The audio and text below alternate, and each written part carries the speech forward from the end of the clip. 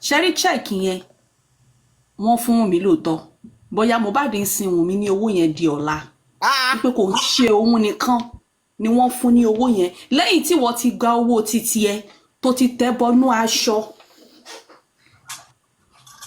Sorry, Miriam. After you've been giving your own money, and nobody asked you to share the money with them. They asked you to give Wunmi a check. That check, you kept on asking her, what about the check? And Wunmi actually went to cash the check. Before she came. Because there were still many people in the house. You people were eating, feeding out of the check. Mohbad never forgave her for that, for not sharing that money. There are so many things that is underlying. You think Mohbad, she doesn't like her, but she just needs to. She could only It has to do with money. Everything has to do with money. There are so many things that is under. There are so many things. Oh, yeah, Mohbad came into her son's life. Can you just imagine? Can you just imagine? Very wicked woman. Kilo day. Could love Wunmi anytime. Toma yeba ti fẹ́ ní ìfọ̀kànbalẹ̀ or a little happiness. Ẹ máa rí wọn ti máa gbé jáde. Ó máa ṣìsọ ṣáá ni. And nǹkan tí ó dẹ̀ yé ni pé each time tó bá ń ṣìsọ, Ọlọ́run máa ń gbé ọmọ yẹn sókè. When does she want to stop? Ẹ wo nǹkan tó wá sọ recently, ẹ wo nǹkan tó kọ́ ọmọ ẹ̀ sí. So at the end of the day, like I said before, I feel like this is also a very huge lesson to everybody. Sherry, especially people that want to help. I remember when I lost my dad, and then his office sent a representative to attend the burial. The man brought a condolence letter, but because of how huge my father's position in the office was, everybody felt that it was a check. So the man had to remove the letter from the envelope. Oh, my envelope is just letter. Oh, Mona, no go shoot the girl for his ass, yo. The man now read the letter and everything. When he finished, he said, we would like to see you in the office after the burial is done. And it was when I got to the office that told me, the money and the process, this is it. We cannot be saying that where everybody is. And please keep your mouth shut. Don't tell anybody what's inside here. Even though one or two persons got to know a little part of it, do you know that little part they are aware of? Dololola, they are enemies with me. I've heard people say stories like, you are the only one that will not inherit your father and your mother.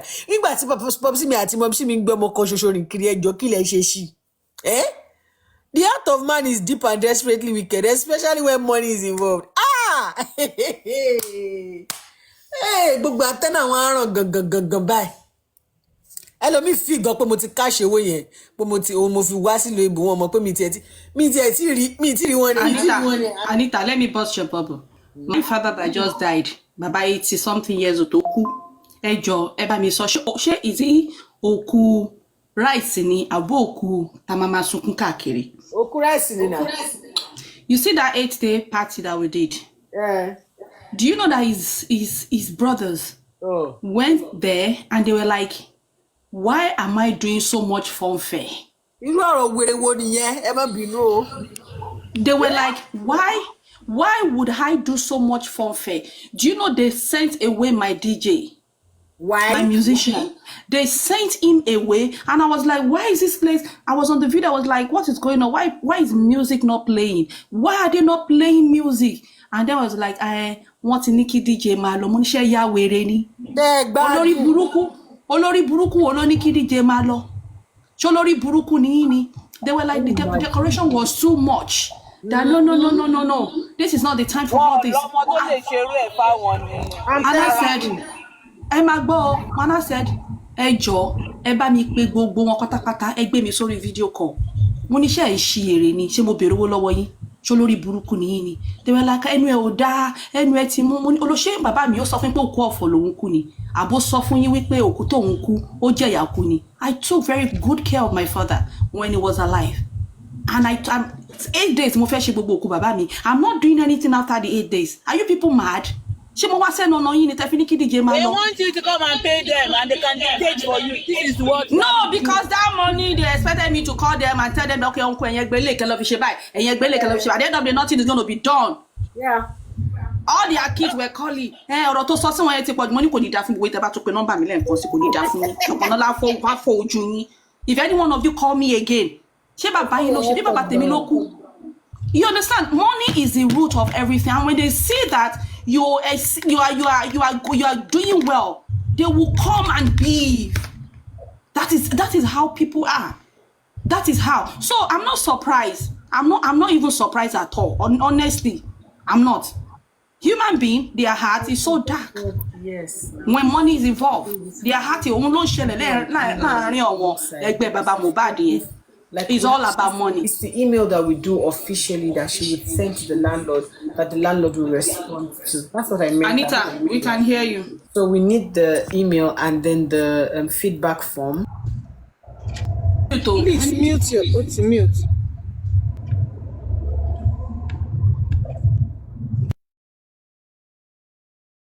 So by first or Lenko, go ahead, sir.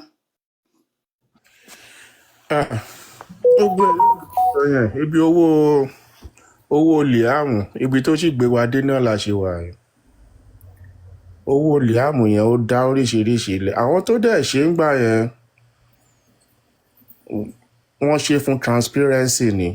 Àwọn gan mọ̀ pé ó máa dirú nǹkan bí eléyìí. Owó yẹn làwọn African TV gbọ́ tán gbọ́ figure every day. Owó yẹn ni African TV náà lé wa pé káwọn náà wá gba share àti wọn. Ibo làwọn ti lè rí share àti wọn gbà lọ́dọ̀ bàbá Mohbad. Mo yẹ forí lọ́dọ̀ bàbá Mohbad yẹn tó lọ ń kọ ní rọ́bù. Ibẹ̀ ni pool of blood ti jáde. Gbogbo run narrative àwọn African TV ló bẹ̀rẹ̀. Torí káwọn èèyàn lè sympathize pẹ̀lú bàbá Mohbad, kán lè máa dáwó fún bàbá Mohbad náà. So àwọn African TV á lè control owó yẹn. Ibi tá a ti wọ̀ nìyẹn. Ọ̀túnba, imagination ni pool of blood, wọ́n ti túra wọn láṣìírí. Òun náà ni mo sọ, imagination ni. Olórí burúkú ni wọ́n. Imagination ni, kò sí pool of blood kankan. Ìyá Mohbad náà, ìgbà tó wà nílé ọmọ ẹ̀ lọ́dọ̀ Wùmí, tó rí àwọn èèyàn tó ń wá, bọ́n ṣe ń wá sọ́dọ̀ Wùmí, òun lòun náà ṣe takú síbẹ̀ pé owó ń wọlé ní sáìdì ẹ̀, tó tún wá ń gbọ́ fígọ̀ tó ń wọlé sí àkáǹtì Liam. Pé wọ́n sọ náà pé wọ́n ń sùn torútorú ní Kàrímọ́ fi ń béèrè ibo lowó yẹn dé báyìí, kí Kàrímọ́ tó pe family meeting kó tó ní kán kówó fóun tí wọn kò wó fún Kàrímọ́. Ibi tó ti bẹ̀rẹ̀ sí ní problem pẹ̀lú Wùmí nìyẹn. So ibi tá a délé ní owó ló kọ́ ọ̀sẹ̀, kò sí justice kankan bí kankan. Kò sẹ́nibọ̀dì tó ń wá justice. Nǹkan tó pa Mohbad ó clear ju anything lọ. Nọ́ọ̀sì ń jẹ tiẹ̀ orí heart. That's it. Kò sí justice kankan. Ẹ má bínú, mo wà ń bí ṣe. Àwọn inquest tí wàá ṣe mistake. Ọ̀túnba ẹni sùúrù, kí ni ìjọ sọ fún ipò pọmọ òun? Kí ló sọ fún ipò pọmọ òun? Ṣé network Ṣé rántí? Kí ló sọ àti kí ló pa? Ó sọ̀rọ̀ nípa nọ́ọ̀sì náà. No, ó ní ikú owó. Ṣé ti gbàgbé ni? Okay, ikú owó. Ṣé ti gbàgbé ni Ọ̀túnba? Ó ní ikú owó. So gbogbo ẹ̀ lórí owó ni. Lórí owó. Ìyálóde, àwọn inquest tún wá make a big mistake. Nígbà tán bẹ̀rẹ̀ investigation nǹkan tó pa Mohbad ní inquest ń wá. Kí ló kan bàbá Mohbad àti màmá Mohbad? Bàbá ẹ pẹ́ fún wa, kí ló pe bàbá Mohbad sọ̀rọ̀ yẹn fún? Ìyálóde. Àwọn ẹni tó yẹ kán ti pè, tó ti yẹ kó kọ́kọ́ sọ̀rọ̀, àwọn ni náà. Ọ̀túnba ẹjọ́ má bínú sá, ó dà pé ní ìwà mi ṣe. Ẹjọ́ mo wà ń bí iṣẹ́, mo fẹ́ ga ẹ̀wò ẹ ti gẹ̀ẹ́sì, mo fẹ́ ga nù sínú. Ìyálóde, ṣé ti gbàgbé pé pátákó náà sọ pé owó bísíǹsì tí wọ́n kó fún Wùmí ó sọ lọ́dọ̀ MFM wípé ó yẹ kó ṣí ẹ̀ ní, ṣèbó yẹ kó fún ìyọkọ ẹ̀ ń bẹ́ẹ̀, kó fún bàbá kó wá dá gbogbo ẹ̀, ó dáná owó bísíǹsì tí wọ́n dá fún, ó sọ bẹ́ẹ̀. Àṣìírí nìyẹn, ẹ mọ̀ pé mentality ibi tó ti ń bọ̀ nìyẹn. Ọ̀túnba bá bá sá ẹ máa sọ̀rọ̀ yẹn. Rántí lè jẹ́ kí bàbá Mohbad wá sí inquest tó ti wá ń tòtòkùtò, ibẹ̀ náà ti change gbogbo narrative mọ́ wa lọ́wọ́. Ọ̀túnba, ẹjọ́ ẹ rántí àdì pé 1 million tí ìyá Mohbad máa rí láyé òkú ọmọ ẹ̀ ló fi gbà, ẹni tí ò ní tíjú. kò ń ṣe ìyá Mohbad nìkan náà, almost every one of kájẹ ní them. kọ́kọ́ ìyá Mohbad tí ó lórí 1st million ẹ̀yìn bí bàbá Mohbad wọ́n ti ń fún lówó díẹ̀díẹ̀ but 1st million tí ìyá Mohbad máa rí okó ọmọ ló fi gbà ó mà yẹn ò lórí. mo fẹ́ sọ sí ọ̀rọ̀ mama Mohbad nípa ọ̀rọ̀ ti àdúrà àti ọ̀rọ̀ owó yẹn. Ṣé mọ̀ pé mama Mohbad ó jáde wọ́n wá sọ wípé níbo ni àwọn èèyàn ti gbọ́, ṣebí àwọn mọ̀ pé Wùmí ló sọ fún àwọn èèyàn torí pé àwọn sọ fún pé ó yẹ kó máa fún àdúrà lówó oúnjẹ nínú owó tán dá fún. Tẹ́ bá rántí gbà yẹn wọ́n wá ṣe show nígbà yẹn tán sọ̀rọ̀ yẹn jáde. No, ṣé wọ́n wá ṣe show ní ọ̀rọ̀ kó ṣàjáde ṣáná wọ́n sọ wípé àwọn mọ̀ pé Wùmí ló sọ̀rọ̀ yẹn. ẹ̀ǹdẹ́ ọ̀rọ̀ yẹn kí lorúkọ King White ló sọ̀rọ̀ yẹn. wípé ó yẹ kí no kò ṣẹ̀bẹ̀rẹ̀ sí sọ wípé ó yẹ kí Wùmí máa fàdúrà lówó oúnjẹ no be today. So no be today tó ti ń sọ yẹn because some believe pé gbogbo owó streaming Mohbad àpò Wùmí ló ń lọ owó Spotify orin Mohbad tán stream ẹ̀ ibẹ̀ ló ń lọ that is their belief. So kò ṣẹ̀bẹ̀rẹ̀ sí sọ òun ló ṣe ní kí Wùmí lọ́wọ́ wá kádùrà fi lọ gbalé sí Lẹ́kì. Ẹ bá mi bèrè ṣẹ́wò ní gàdúrà ṣe tó lọ gbalé sí Lẹ́kì. Kí ni source of income àdúrà tó fi lọ gbalé sí Lẹ́kì? Can he pay the bills? ọmọ tó yẹ kán dá padà sí school. Kò ń ṣẹ̀bi wọn, àwọn pípì gbogbo wọn ti depend lé public torí pé ọmọ wọn kú, ẹ̀gbọ́n wọn kú. àwọn tó yẹ wà ń láì fàdúrà sí wọn ní full advice pé kó padà lọ sọ́dọ̀ ìyá. Kò ń ṣẹ̀bi ìyá Mohbad, honestly kò ń ṣẹ̀bi ẹ̀. Ṣé báwọn ìyálóde náà ló wá sẹ́ẹ̀lì ìyá Mohbad fún wa àti mama Sita? wàhálà ó yẹ ká dá sẹ̀ríà fún un bọ́tà ti dárí. Àwọn mama Sita ìyálóde náà ló wá sẹ́ẹ̀lì because àmọ̀ wípé olórí burúkú èèyàn ni ṣé tèmi bá mọ̀ wípé olórí burúkú èèyàn ni èmi á máa dìbò fẹ́ni tó jẹ́ pé olórí burúkú ni. Èmi rò bí lóòótọ́ Wùmí ló ń ṣe ni ìgbà tí mo wọ ọbẹ̀ náà kan ni mo rí gbogbo nǹkan tó ń wà ń bẹ̀. Ẹ̀yin tẹ́ ìwọ ọbẹ̀ náà tó bá di lọ́la ẹ̀ ní mọ̀ tó bá ṣe pé bọ́ta wọn ni wá ṣáná sílà tó ṣáná ẹ̀ ní mọ̀ ẹ̀yin máa gbèjẹ ọmọ tó dẹ̀ yín gbèjẹ wọn ò dẹ̀ mọ̀ pé yàn bí ni. Tẹ́ bá gbọ́ ọ̀rọ̀ tó máa ń jáde lẹ́nu ìyá Mohbad lẹ́yìn èyí tó sọ ń ta yóò ìṣẹ́kù ni o. Tẹ́ bá gbọ́ wọn ọ̀rọ̀ burúkú tó máa ń jáde pé tó máa ń gbé Liam ṣe wàláì tẹ́ bá rí ìyá Mohbad ń ta ẹ máa ṣaládàkú ni. ìbá ti gbà ọ ṣe bí Bukky Jesse ló ṣẹ̀tẹ̀ up lọ́jọ́ ìta fi gbà àwọn nǹkan díẹ̀díẹ̀ tó fi wọ́n fọ ọmọlọ́mọ lẹ́sàn ó sọ ọmọlọ́mọ di ẹ̀fọn. àwọn wèrè rìsì tán rò pé mọ́mí Mohbad ń sọ́pọ̀tì Wùmí ọ̀ bóyá àdúrà ní nǹkan kan lọ́wọ́ mọ́mí Mohbad ni ò jẹ́ kó sọ̀rọ̀. Táwọn olórí burúkú rìsì ṣé wọn gbọ́ voice note mọ́mí Mohbad tó líìkì yẹn ni kàn fi mọ̀ pé ìyá ẹ̀ ò sí lẹ́yìn Wùmí kò sọ́pọ̀tì Wùmí. Ọ̀túnba ìyá Eris náà ti ní ìyá Mohbad voice note lọ́wọ́ rẹpẹtẹ tó ti pọ̀ ó ti rìkọ́ọ̀dì ẹ̀ dáadáa. obìnrin yẹn ò lè change rárá. Ó lè change. ẹlẹ́kejì mistake ẹlẹ́kẹta mistake what kò love girl yẹn síbi ọmọ tó bí gan I don't think. àwọn tèmi ló máa ń pọ́n wọlé ẹ má sọ̀rọ̀ sí mọ́mí Mohbad o ẹ má ṣe kinní kan o ẹ bá sọ̀rọ̀ sí mọ́mí Mohbad Wùmí máa wà depressed Wùmí máa ṣe kinní kan. Àwọn pípù wọn ò fẹ́ dáadáa fún Wùmí. wọ́n á kó yọ ọ́ wọn ò fẹ́ dáadáa fún. ẹ lè blame ẹyin iwájú tó kọ sáwọn náà ẹ̀yìn ló kọ sẹ́lòmínà ẹ lè blame o. máa wá wàhálà fún náà ṣé mọ̀ pé tó bá ṣe orí ẹ̀ náà máa dalé anything lórí ọmọ yẹn ni. èmi gan 2 days before kó tó di pé everything burst èmi gan ṣe sọ pé kéèyàn kan máa bu ìyá Mohbad lórí ti Wùmí I still said it so it's a normal thing to make every ọmọlúwàbí kan tó ọmọlúwàbí gbọ́dọ̀ sọ nìyẹn pé àyè má bu ìyá ọkọ ẹ o ẹ fi ìyá ọkọ ẹ lẹ ẹ fi mú kan bẹ́ẹ̀ bu náà ṣé yẹn wá ní kó change ni kó change. ẹ wo wèrè Fọláṣadé náà kó máa sọ yí pé Wùmí ló rán Ọ̀túnba jáde ṣé ẹ rí pé ọ̀rọ̀ àpọ̀dà ni kí Wùmí tètè lọ wá lọ́ọ̀yà fún Ọ̀túnba ṣọ́rọ̀ yẹn make sense lẹ́yìn. olówó ẹjọ́ ni ó fẹ́ ṣẹjọ́ kó jáde kó wá ṣẹjọ́. àló lẹ́nu ní ìtẹ̀mọ́kọ́ tí wọ́n máa ń bára wọn sọ nínú family meeting wọn. wọ́n rí Yorùbá ṣe ní sẹ́ẹ̀. ní sùúrù. sorry. ẹ máa yẹ ká máa jẹ́ kéèyàn kan máa sọ̀rọ̀ tán ká tó máa gbà á ẹni yẹn máa lose line of thought. nǹkan tó wá máa ń yà mí tí mọ́mì Mohbad bá jáde tó wá fẹ́ ṣépè á ní nígbà tí wọn lọ́mọ ológo ẹjọ́ ẹ bá ń béèrè lọ mọ́mì Mohbad ọmọ ológo wo ló ògódì ní ẹ̀mí pin ọlọ́mọ ẹ̀ka bímọ ògódì ẹ̀mí pin. ṣé Mohbad lọ́mọ ológo ta ló mọ Mohbad inú ayé. mo fẹ́ lè sọ pé nǹkan tó tún jẹ́ kí Mohbad tún ní tí àwọn èèyàn tún ṣí fún ègé táwọn èèyàn tún dìde fún ègé òun lọ́mọ ẹ̀ tó bí kalẹ̀ yẹn àwọn èèyàn tún ṣàlùyẹ wọ́n tún wo ọmọ yẹn mọ́ lára. wọ́n wo ọmọ yẹn mọ́ lára. nǹkan tí wọ́n ṣe láìkì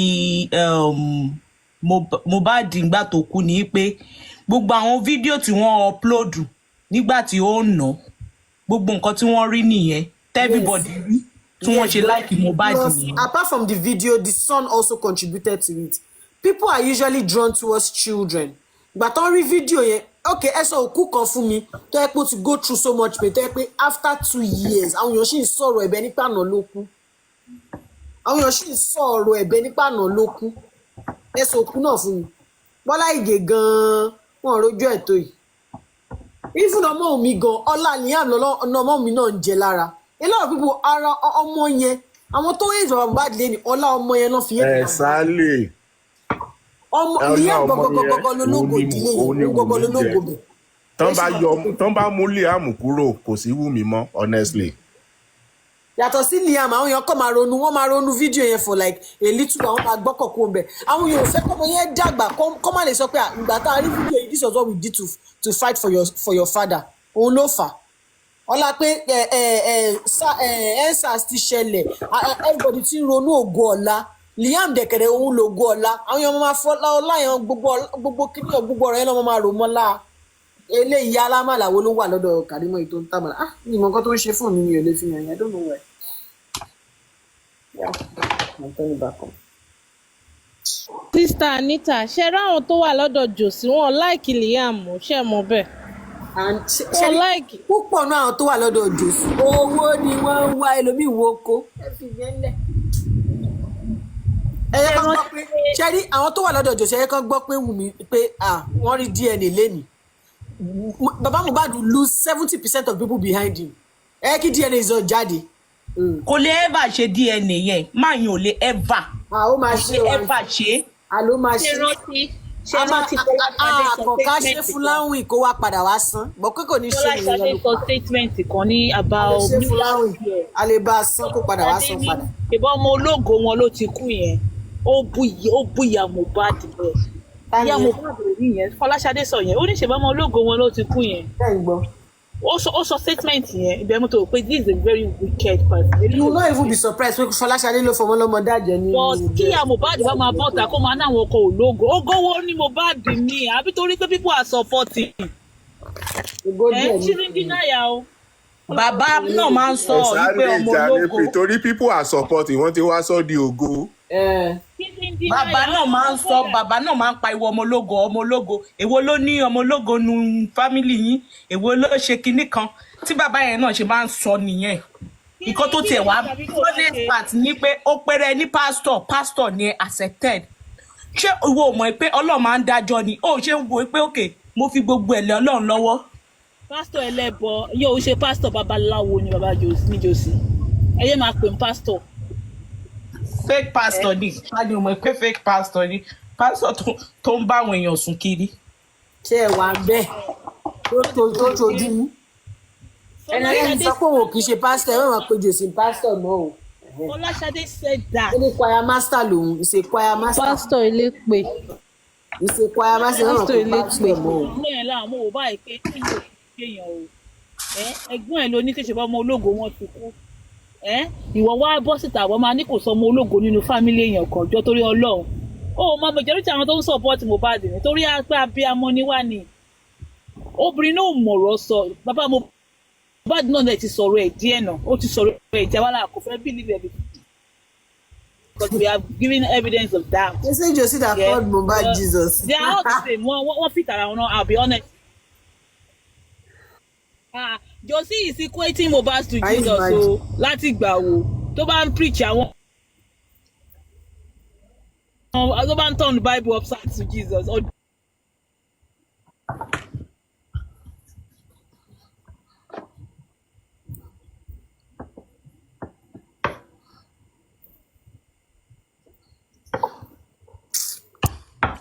gbogbo tí wọ́n ṣe wá ṣe tó gbogbo tó ń ṣe tó ọmọ ọlọ́mọ ó ń lọ síwájú sí ni ó ń múùbù bísínẹ́sì ẹ̀ ó ń tọ́jà tiẹ̀ nǹkan tó máa ń dùn mí fún gbogbo wọn nìyẹn. Because in business there's no good publicity or bad publicity. Gbogbo ẹ̀ publicity náà ni. Ọmọlọ́mọ. Ẹjọ́ nǹkan tí Dàmọ́lá kọ sórí ìkíní péjì ẹ̀ ṣé Yọ̀mí ti wá dáhùn. I pray o, ó ṣe bẹ́ẹ̀ ni pé òun ò rí ni.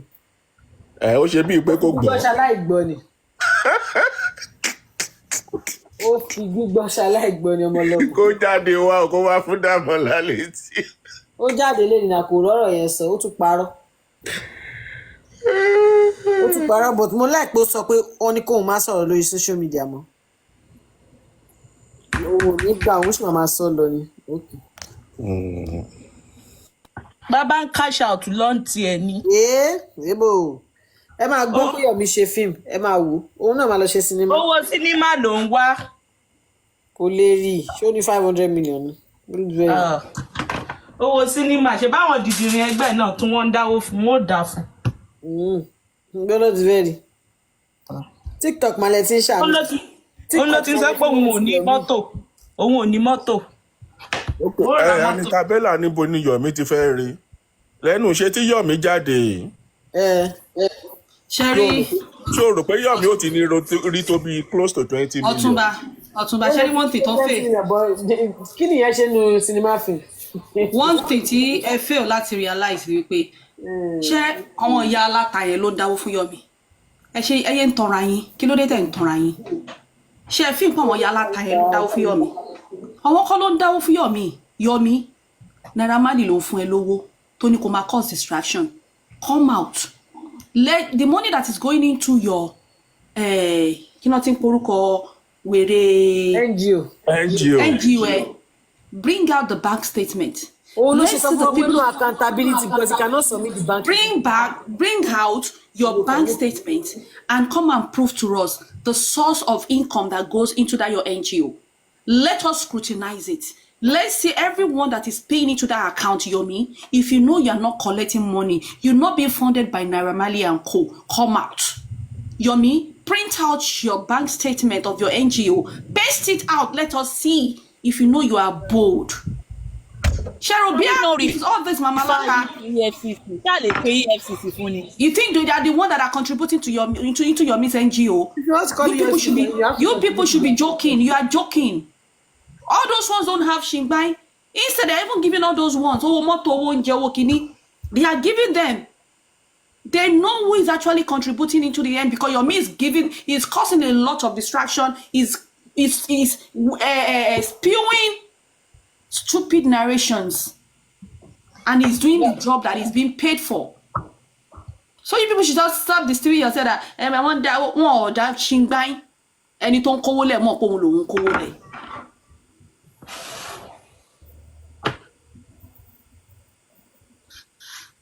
Yọ̀mí tó láwọn ra iPhone méjì.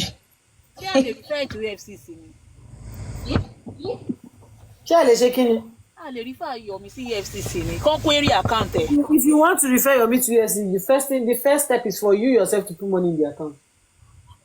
Okay. Then you have a stake. When you put money in the account, iPhone méjì. then you can report. Ọlẹ́ fi ṣe kínní Yọ̀mí. Ọmọ ọlọ́mọ.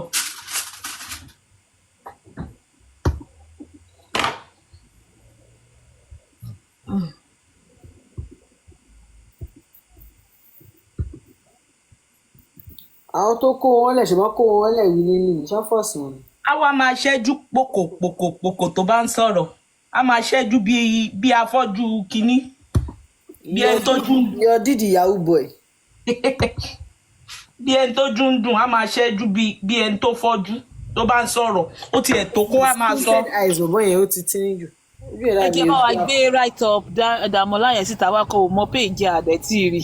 Ó tiẹ̀ tó kí Yọ̀mí yẹn. Ó yá ju gift wa kí n máa yín kà. Kó máa sọ̀rọ̀ kan báyìí, á sọ gbogbo nǹkan tóun ti jẹ́. Wọ́n fi kinní kan, wàá máa sọ̀rọ̀. Ṣé ti kó gift wa kí n máa yín lọ kà á? Torí ọ̀rọ̀ jẹ́ ta lè fẹ́ kí n lọ máa ṣí kalẹ̀ yìí o. Tábà ṣéèfù ẹ̀ ńkọ́, ta nìyẹn ta ló fún mi ní igi ewédú. Aunty Bukola máa ń nà yín o. Hey, I want to wash my hair and make it. Lẹ́nu ọjọ́ mẹ́ta yìí mo kàn ń ṣe different things. Brown hair ni mo fẹ́ ṣe lọ́tẹ̀ yìí, brown.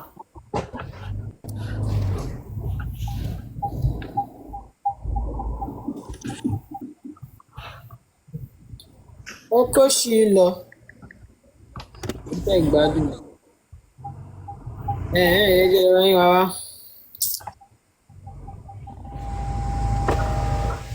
tí bàbá ẹ̀ kú tó fi ogún lẹ̀ fún òun ló wá ń lo òyìnbó iṣẹ́ mẹ́ta tí mo mọ̀ tí èmi mọ̀ mi pé mi tàbí tàbí ṣe lẹ́gbẹ̀ẹ́ tà mọ́ ní ọmọ burúkú yìí ló ń ṣe ń lo òyìnbó owó dẹ̀ wá lé kò gbójúlógún òun kan ó ti ṣe night shift ó ti dé kò sùn ó tuntun ṣe irun á tún dáná oúnjẹ á tún ṣe oúnjẹ bó ṣe ń wò yìí iṣẹ́ mẹ́ta ló ń ṣe tèmi èmi nìkan tí mo mọ̀ bí àtọ́ yẹn mọ̀ mí tó ń ṣe ní abẹ́ ẹ̀yin olùṣọ́ lórí burúkú máa tọ̀nà.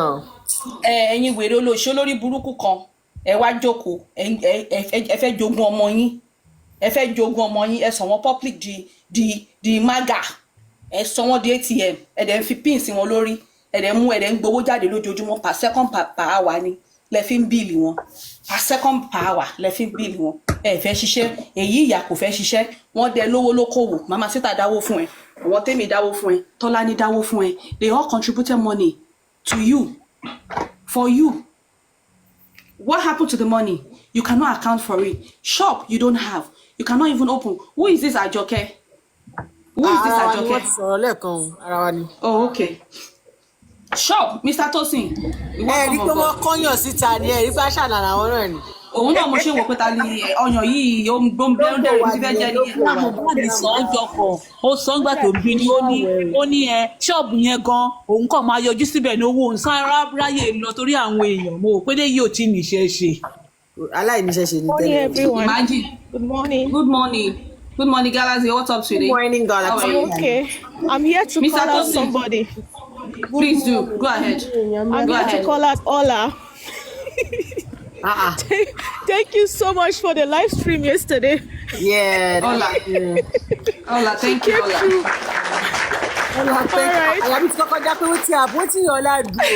This my Ola alone. All right, let me go down in the office. Bye. Can you imagine? I said that's why you came up. Ọlọ́run. Violence ti pọ̀ jù lára yín. Ola, thank you so much. Kí ló dé sọ? Ẹ ká ní èyí sinú. Family of Shearers. Mr. Oluwatosin ẹ kọ́ ìlẹ́sà o. Mr. Oluwatosin. Mr. Oluwatosin. Tiẹ̀ ti dà. Gbà tẹ́ bá ti dára lóhùn sí o. Wọ́n ti bọ́lẹ̀. Láìpẹ́ mistake lọ. Tó bá ti ready wọn á gòkè olórí ẹ̀pẹ́ network wọn ò dáa maybe he will come back again it might be his network. Yeah. So imagine someone that money was contributed into it for so that she can start doing something and get herself busy. She doesn't even have a shop. Instead ilé ló jẹ́ lógún ó sáré lọ kọ́lé ó sáré lọ ralẹ̀ ó sáré lọ kọ́lé àwa tó wá síta wá parọ́ ẹ̀ tún dáwọ́ mi fún Nigerians ojú àánú yín ti pọ̀ jù man ojú àánú yín ti pọ̀ jù ìyá Mohbad kò lè tọ́jú ọmọ fúnra rẹ̀ kò lè fọ́mọ nǹkan lóúnjẹ. She depends on the public. The public is everything, both husband and wife and the family is the public. And yet you people will come out, open your mouth and start cursing everybody and you think that curse is going to manifest on us.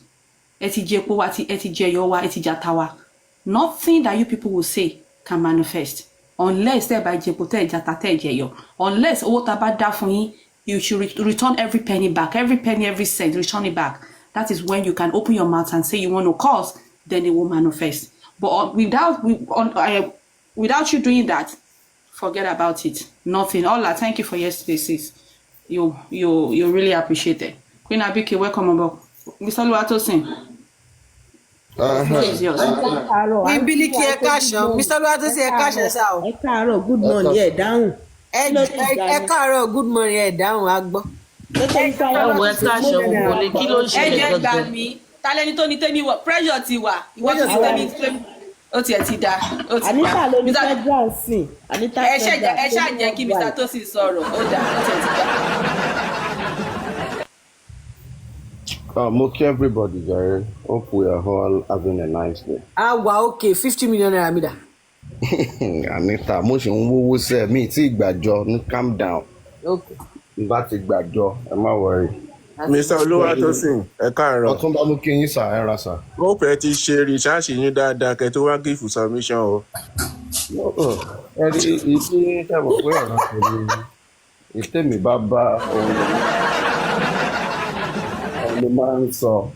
Ṣé rí the thing is. Omi Olúwatóyìn ṣáyìn náà tún ti ní fírèmù ni. Àwọn èèyàn ti ní fírèmù gan lórí justice. Oh God. Ẹ̀rí kò yé. But Mr. Olúwatóyìn kan sí bàbá Mohbad sọ lánàá nìyẹn, ó lóun ní frame ju.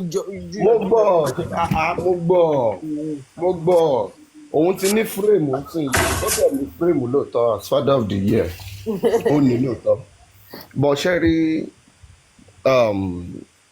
ọ̀rọ̀ àwọn family yìí ń gbà mí especially tó bá ní ṣe pẹ̀lú mama it is just complicated but lọ́dọ̀ tèmi àwọn Yorùbá máa ń sọ pé ẹjọ́ ò ní jẹ́ tẹni ẹ̀ ká má mọ̀ dẹ́ ṣe rí sense of entitlement àbí level táwọn people ìfẹ́ pọ́n wọ́n wà lẹ́nu yìí àwa la fi wọ́n síbẹ̀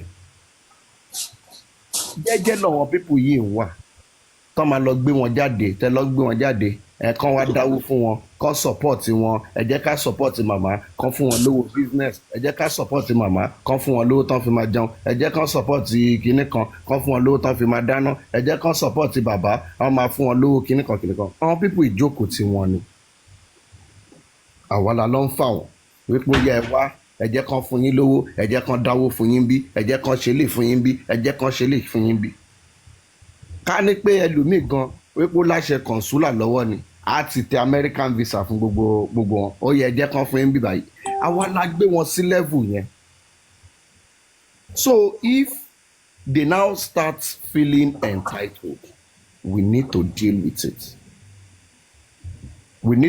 it mo dúpẹ́ pé èèyàn kan sọ́lẹ̀ nǹkan pé wọ́n yà lóde àwọn mama síta ọ̀nà lọ gbéyà yìí wá wípé kan dáwọ́ fún kí ni reason tó ṣe lọ gbé wọn wá ń gbà ẹ̀ because níbi tí gbogbo problem kíní yìí ti bẹ̀rẹ̀ day one ta fi débi ta dé yìí tí justice gan fi dàrú and everything ibi owó ni ìtàn African television fi wọlé every narrative fi change owó ni the first problem lórí gbogbo kíní yìí was the likes of Sam Clef saying that they should open an account to donate money for Liam wọ́n believe pé owó yẹn máa tó ìyẹn and if you think that this family has forgotten easy fún you and I láti má fojú sí owó yẹn it is easy because ẹ̀yin ti wò pé kò sí nǹkan tó kàn yín bẹ́ẹ̀ but ṣé èèyàn bíi Kàrímọ́ tó jókòó tó ń sọ wípé òun meye tó wọlé òun mọ̀gbà tó 100 million wọlé òun mọ̀gbà tí 130 something million wọlé èèyàn lèèyàn máa jẹ́ o so to them they feel like Ọmọwùnmí has enough for herself and her child already wọ́n fọwọ́ kan owó yẹn o wọ́n ti fọwọ́ kan owó yẹn o to them they know that and they believe that Wùnmí ló ní owó yìí gbogbo ìtàn sọ pé Liam ló ní kíní kan yẹn lójú ti anybody ní sáìdì wọn wọ́n fi hàn pé Wùnmí ló ní kí gbogbo nǹkan tó ń rùn lẹ́tàn kó lọ gba owó yẹn ni they feel like this girl has it and gbogbo ìjà tí irú àwọn jòsí yẹn ṣe ń bàjá nìyẹn I've said it before wípé gbogbo ìtàn ṣe tàn pé ní justice it is part one. The battle is not over. The part two is still going to come out because gbogbo nǹkan tó ń ṣe ń gbógun tọmọ yìí gangan tó ń tí achieve yìí they will still come out to show it and as of that time everybody every member of that family everybody who has interest will fight against Ọmọwùnmí it is normal ọyì máa bàjà gbogbo ìtẹ̀sí ń sọ èèyàn kan ò nífẹ̀ẹ́ kíní kan ìgbà míì tó àwọn èèyàn bá sọ̀rọ̀ wọn ò nífẹ̀ẹ́ láti let me understand ìfẹ́ ò lẹ́fẹ́ kan ní. Everybody is fighting for their interest now wọ́n lówó ló ń bojú ọ̀rẹ́ jẹ́. Everybody there is nothing to put together in all of this. Màmá kò láìkí Wùnmí ẹni to what benefit ní ẹ̀fẹ́ fi láì here kí ló tún kù tó ṣé wọ́n fẹ́ lọ fẹ́ Wùnmí fàdúrà ni. Gbogbo ìtàn sọ pé as my mother-in-law my skin kankan ọmọ tó kán léere tó ní respect tó fẹ́ jẹ́ kí peace reign òun ṣì ní gbogbo yẹn. But in the heart of these people, and let us be sincere with ourselves, tá bá fẹ́ sọ̀rọ̀, there is nothing holding these people together again. Wunmi will move on with her life. Àfi tẹ́ bá kan orí social media lẹ́ẹ̀kan ṣe ń wò wípé kí náà all of them they know the truth. They know that Wunmi is gone already. Wọ́n mọ̀ wípé gbogbo Liam is our grandchild yẹn kò there is nothing tó lè fi dìmú sẹ́yìn again. So the bigger fight is, so wàá gba owó tó ń kọ́kọ́ dá fọ́mọ yìí, then you will now say that this your son is the heir to his whole estate and everything. Wàá tún gbà yẹn náà wàá tún lọ. Because nínú gbogbo nǹkan tí everybody ti ń sọnù láti over 1 year plus it everybody ti wà, nobody ti jókòó kan bí wọ́n wí pé òkè pé ká tiẹ̀ gbà pé lẹ́nu yìí òkè lẹ́yìn inquest tí Naira Marley wá tó sọ wípé tó sọ pé ó sọ pé cause I wasn't there dàtí pé gbogbo royalty ẹ̀ nígbà tó ti kú ó wà níbì kan òun ò fọwọ́ kàn. Has anybody sat down to even ask these people wípé okay o kí tiẹ̀ ní tí gbogbo kíni bá tiẹ̀ die down kí ni sharing formula? Because gbogbo nǹkan tó ń bára wọn jà number one ni wípé these people they don't even know everything this guy has. They feel like he has more than what they know, and àti pé Wùnmí ti jókòó lé gbogbo ẹ̀, Wùnmí àti family ẹ̀ wọ́n ti jókòó lé everything. That is one. Gbogbo kí Blessing kó wá sọ̀rọ̀ kó wá ṣe kíní kan maybe she's going to say what she knows. It's because they feel like bóyá Blessing tún lè mọ àwọn nǹkan kan tí àbúrò ẹ̀ lè ní, bóyá wọ́n ti lè jọ sọ̀rọ̀ débẹ̀, bóyá kíní kan. That is what this whole thing is all about. It is about nǹkan tó wà nílẹ̀ tán fẹ́ pín. So everybody is going to fight for his or her own interest. And the same way among Wunmi is, because Wunmi is not fighting for herself. If she wants to say, she say like, oh, I'm not fighting for myself, I'm fighting for Liam. But Liam gan tó jẹ́ tiẹ̀ gan simply means you are fighting for your own self and your own future. So gbogbo kiri yìí tó bá ń sọ̀rọ̀ àwọn family there are some certain things tó jẹ́ pé tí màmá bá ṣe ń sè or anybody bá ṣe kó like to me I just feel like ó ń ṣẹlẹ̀. Because ìyàtẹ̀ you know see the thing is most times bóyá àwa èèyàn tá wà ń bíbá yìí maybe àwọn tọ́lọ̀ ti bless tẹ wà ní western world tẹ wà òkè tẹ̀ ń ṣe dáadáa. Sometimes you don't think from a place of poverty. And torí ẹ máa ń get so many things wrong nígbà míì nípa báwọn èèyàn ṣe lè ronú, because we're talking from a place of morality pé ṣó yẹ kí kiri rí báyìí ṣá èèyàn kan lójú wọn sìn yìí lójú àwọn people bọ́n ṣe ń ronú ni wípé Wunmi is the greedy one. To them is that Wunmi is the greedy one. Wọ́n ti gbowó wọ́n ti fún ẹ lóver 100 million now, àwọn kan tún ti dáwó fún ẹ wípé kò fi bẹ̀rẹ̀ business, wọ́n ti dáwó fún ẹ, o ti ra mọ́tò, wọ́n ti dáwó fún ẹ, everything ló ti rí now. Kí ló wá kù fáwa? The everything anybody tó bá associate ara ẹ̀ mọ́ Wùnmí lára family yẹn and everything láti bẹ̀rẹ̀. It is not because wọ́n fi wípé wá pé gẹ́ yìí wípé òun ló pa ọmọ àwọn àbí kíní kan. No. It is because of the benefits. Because as of that time, everybody can say pé ọ̀dọ̀ gẹ́lì yìí gangan lówó wà. Gbogbo public àtàwọn tó ń ṣàánú àwọn èèyàn ibi báyìí náà wà. So ó di dandan káwa náà káwa ń bí báyìí. And their expectation was built on assumption wípé okay o taba wà níbí báyìí they will give us this, they will give us that, they will give us this. So even àwọn tó wà ní middle gan tó jẹ́ bí ẹni tó ń bá wọn lè sọ̀rọ̀ tó ń bẹ́lẹ̀ sọ̀rọ̀ tó ń bẹ́lẹ̀ sọ̀rọ̀ tó ń bẹ́lẹ̀ sọ̀rọ̀ ọ̀tọ̀ ní information tó ń give gan. Because if you listen carefully to some of the things that maybe King White said at the tail end of okay, I've left for me, and the things he started saying, you need to start asking yourself like, if this man is talking like this, what exactly has he been feeding this woman? And maybe people like Adra that they are close about Omowomi. So he would have been telling them now, one dawo for now. He might even be saying like every week, you know, for 1 million now. I want to hear every week, you know, for 1 million now. And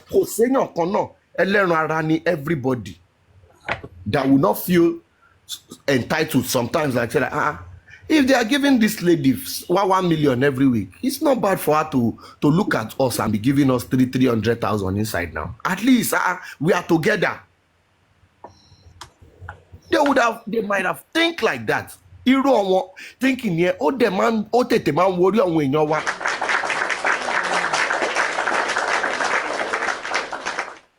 Ó tètè máa ń worry àwọn èèyàn wa. That sense of entitlement ó máa sáré wọlé. Tó bá ra mọ́tò fún wọn, at least tó ń ṣe ra mọ́tò fún ẹ, ó yẹ kí wọn náà lè bá àwọn people iná sọ̀rọ̀ náà, kán wá nǹkan fáwa náà.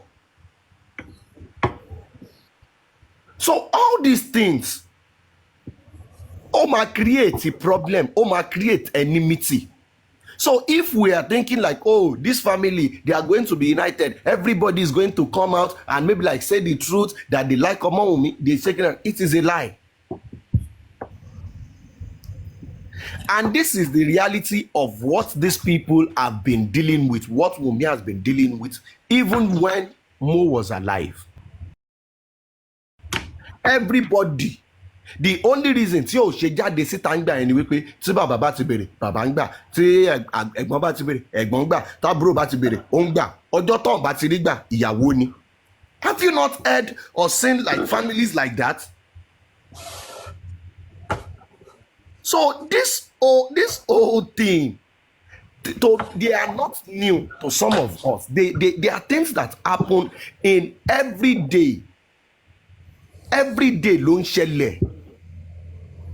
So within Nigerians, I can say among Nigerians, once you marry a family tó jẹ́ wípé nínú family yẹn èèyàn kan ló make yẹn nínú family yẹn tó dẹ̀ jẹ́ òun ni breadwinner family yẹn, ìwọ ìyàwó yẹn, you the wife, you are in for a problem with the family automatically.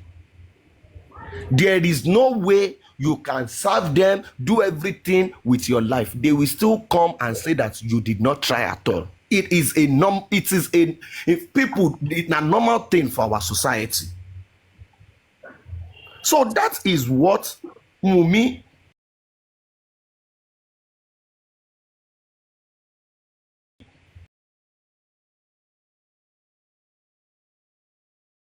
she has traveled. It wasn't like maybe she was living a luxury lifestyle or anything. But we could, at least at the tail end, we could see the things he had done for his family. And at the end of the day, ta ni wọ́n sọ wípé kò jẹ́ kó ṣe nǹkan kan fún wọn rárá. Wunmi náà ni. Torí pé ó ra ilẹ̀ plot méjì lórúkọ ọmọ, lórúkọ Liam. Oh, problem ni, ó ṣe kinní kan. But ó ra lẹ̀ fẹ́yìn lẹ́kọ̀ọ́, ó ra lẹ̀ fún yín nílùú, ó ra truck fún yín. So this whole thing, if you are thinking it is over, that maybe they are not going to come out and say things against Omowomi, it is a lie. Because the major thing, there is the bigger problem in all of this. Don't jẹ́ kí gbogbo wa di 18 months. It is not DNA. If you are wasting your time, it is not DNA, it is not autopsy, it is not anything. The hidden truth is there is something this family are fighting about. Tí wọn ò lè jáde wá sọ fún public. They cannot come to the public and say like, this is why Adura is not close to the father. This is why, okay, Wunmi is the bad person. Let us agree. Then why is Adura not close to the father? Why is Blessing having issues with the father? Why is Mama and Baba doing like cat and rat? If Wunmi is the only problem. If you want to hear from Blessing today, 60% of what she's going to say is going to be Wunmi is a bad person. Wunmi did not do this. Wunmi did not let my brother do this. Wunmi did not let my brother do that. So everything boils around benefits. Till when the lawyer would come and say that, okay, this is what I know this guy has. This and this is how I think it will go. Because our problem to Konde was when Joseph first came and said, oh, they use his hand to thumbprint that he has a will. We had another narrative that the lawyer told them that everything he has, Shebi, you know, he has a son, that they will first settle the son. After settling the son is when they will settle the family. This were where if it's our problem to go originate in here. Ní sùúrù nǹkan tó wà nílẹ̀ ò tó pín kí ni nǹkan tó wà nílẹ̀. These are the problems, and if you think this problem is going to go away, it is not. Till when they come out, till when the lawyer is ready to maybe like, and the family come together and say like, okay, let us now ask the former record label, how much is the royalty that we are expecting, sef? When they know the figure and they say like, okay, kilo nílẹ̀ tẹ́lẹ̀ báwo la ṣe fẹ́ pín, that is when you will know if this problem is going to go away or not. But if that is not the reason, if that does not happen, we are just wasting our time. Nobody, the main family themselves, they are not interested in this whole corona inquest, autopsy, DNA. They are not interested in it. They are not. Have you seen Mama come out and she's saying DNA about autopsy? Nobody. You see, you go to police station. You say now the two inquests. They say not in suffering. Present the pathologist nowhere to be found. What's in DNA? Nowhere to be found. They are not interested in this thing. It is about let us drag this thing and let us milk it. Because if tomorrow everybody wole, there is nothing for anybody again. No? That is it. And don't forget that even King White on his platform, when he brought out Adra and was saying they should donate for Adra, he said it loud and clear.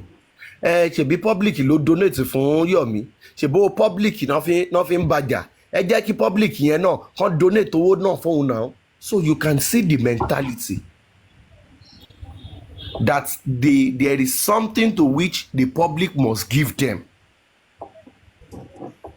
So don't worry, your buying bad debt lọ brainwash on people yìí tó ti jẹ́ kó yé wọn pé kíní yìí lè rí báyìí. Kí lẹ expect? You want this thing to die down, but there is no day that Josie comes online to speak that it doesn't go home with at least 100,000. And you want this whole thing to stop. It was just up on Comfy's platform yesterday. Kò tí ì lo 5 minutes lọ́kàn sọ pé send me l'account wọn, màá send the 100,000 síbẹ̀. Lọ́yàn kan sọ pé post account. So everything boils down to making money. But ẹ má jẹ́ ká gbàgbé pé àwa la gbé àwọn family yìí débẹ̀. Àwa la introduce wọn sówó. So tójú wọn bá ti wá ràn mọ́ owó ńsìn yìí, tá bá ń blame wọn, ẹ jẹ́ káwa náà ká máa blame ara wa. So that's my own submission. There. Thank you very much, everybody.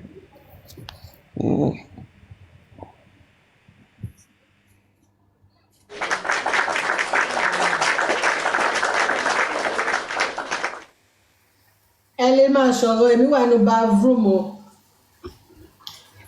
Ẹ̀yin tó ń sọ̀rọ̀ tẹ́lẹ̀ fi wá ń wẹ̀ ọ̀rọ̀ gbogbo lórí owó ni. Yes, ta ló kọrin yẹn náà? Ọ̀túnba Aṣẹ́rántẹ́mẹ́ tó kọrin yẹn. Ṣé Òbé ni àbí Sọ́ni? Ọ̀rọ̀ gbogbo lórí owó ni. Ata ti fẹ́ pa mí bí báyìí. Owó ló lè ṣe owó ni, lẹ́yìn owó tún ni. Wàláì.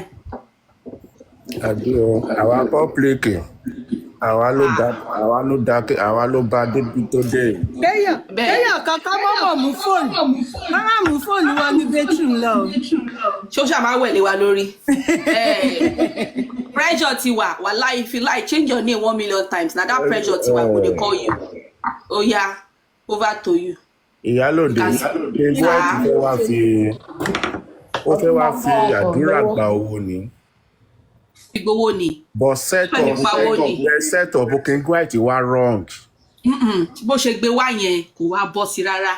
Ó fuck up. Kò ṣe kíní ẹ̀ dáadáa research ẹ̀ dáadáa. Ó fi ẹ̀tanú ni. Wípé tí ó kọ́kọ́ jáde ó sọ pé àdúrà ò ní ìdí lọ́ọ̀yà Wùmí mọ́. No.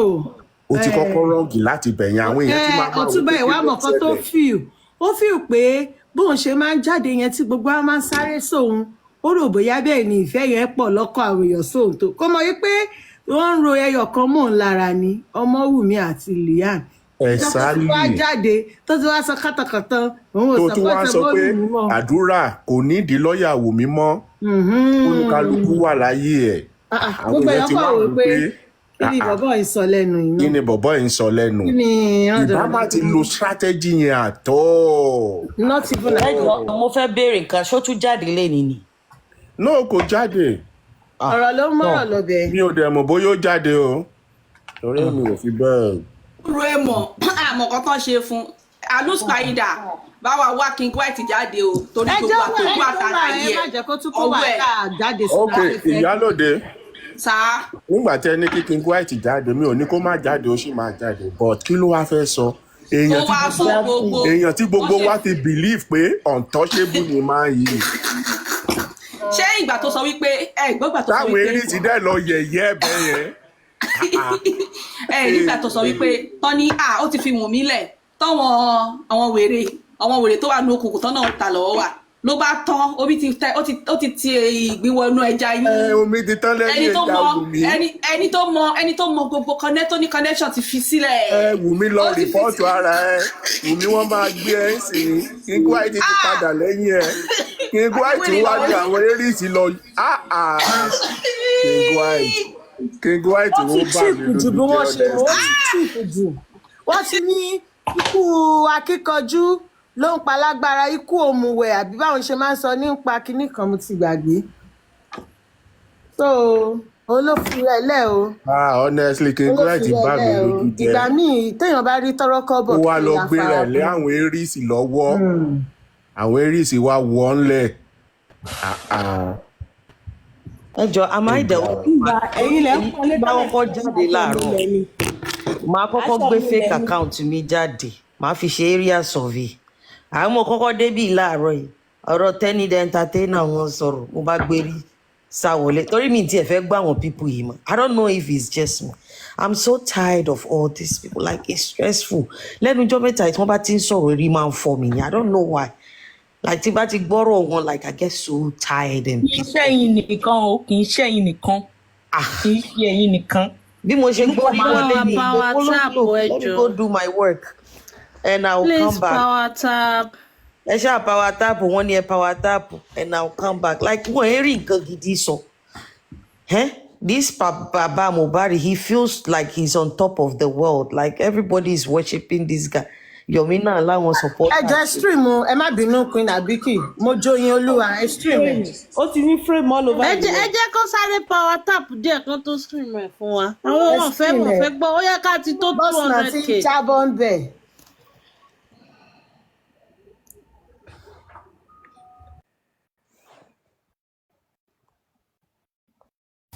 Kí ọ̀kan sáré bá wa stream o èmi wà láyé báyẹn ṣáwá o èmi ìwé lọ́wọ́ o màá tó ṣe tán o. Sísọ láṣẹ máa help wa. Mo lè bá yín stream báyìí tó bá dé padà. Yes, ẹ bá wa stream. Màá tó ṣe tán. Torí mo fẹ́ blend data ó dìgbà tó bá ṣe tán. Thank you, Your Majesty, ma.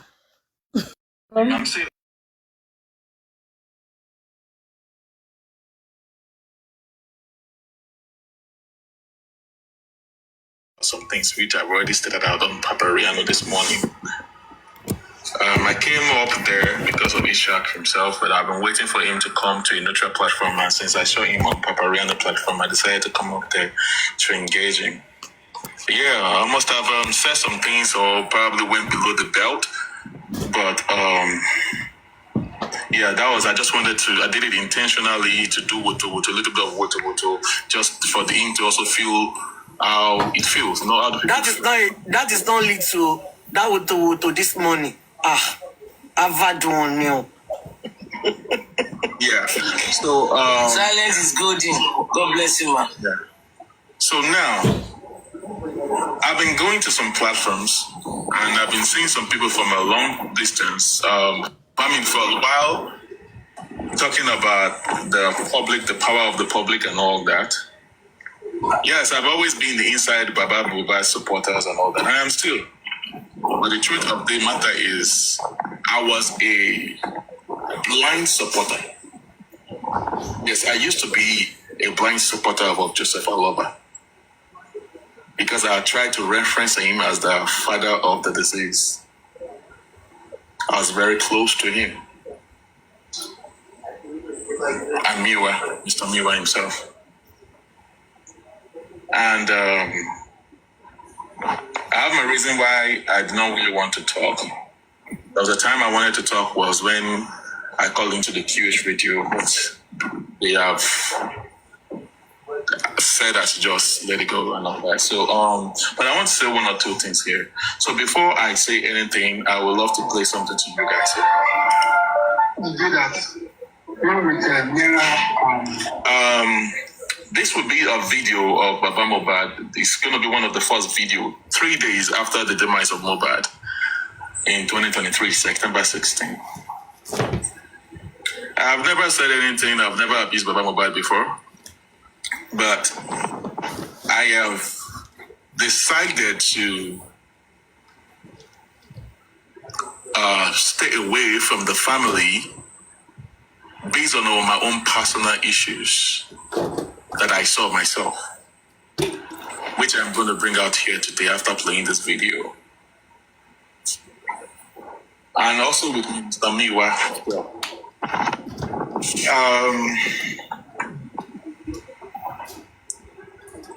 I've seen Papariano and some people talking about the power of the public and who asked for justice for Mohbad. And the public that actually asked for justice for Mohbad. But I do not want to go below the belt or want to talk down on anyone, but I'm going to play some things here and I will I'll bring out my point from what I'm going to play here.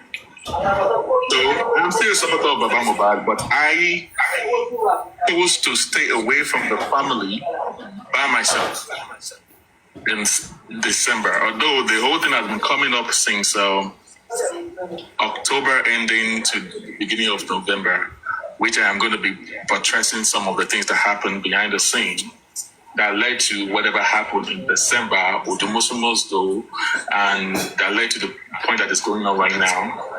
I basically do not have issues with Mohbad. I only have issues with his dealings, the way he's operating or he's allowing things to be operated. We gave him power. Public gave him power intentionally because we're referencing him because he's the father of the disease. It is true, and the fact that Baba Mohbad was not there when Mohbad died. But at the point, as the father of Mohbad, he had accepted the fate of that boy. And he said, God give it, God take it. And it was actually on the video. The public rose up and they said, Lai, with the way you guys buried that boy, it's not good. We want him to be exhumed. And the public did that, not Joseph Aloba. Now, Baba Mohbad there was never the reason why they resumed the propaganda for Mohbad. It was the public that rose up. And the public decided to reference Baba Mohbad as the father of the son. The father of the child. The father of the child that died. Just like the way the Bible as a Christian, gave reference to Virgin Mary because she was the one who gave birth to Jesus Christ. The reason why we give birth, we respect Virgin Mary was because when Mama Jesus. That is the same respect we're giving to Baba Mohbad. The body of Mohbad, Baba Mohbad has buried that body, and it's the public that rose up. So the moment I decided that, okay, I have to patch my tent out of the Baba Loba was basically in October. We went to Baba Mohbad Theological School. When I saw that, because a lot of things has been happening behind the closed door, I'm not going to be kind of a person that will come up here and be shading him. So, but behind the scene, I've been fighting the battle that I don't want it to come on social media. Even despite the fact I've not even abused him, they'll be saying that boss man, Baba Mohbad, I have never. I have challenged everyone to bring out any video where I talk ill of him. But I'm going to state statement of fact. When you're stating fact, does not mean that you are cheating or dragging him, but it's the fact. Now, but it's going to get to a point that Jesus is not answering prayer anymore. It seems like Shongu at Obatala Lama Bensin. Whoever lies, let Obatala strike the person down. We went to Baba Mohbad's theological school to get some of his classmates when he was doing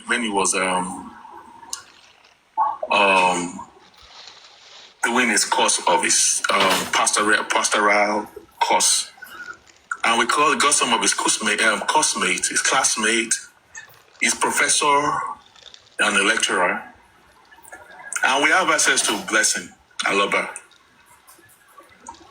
Blessing has the reason why she's angry with Baba Mohbad, and there was a stopping block ahead of us, and we're like, how we can solve that stopping block?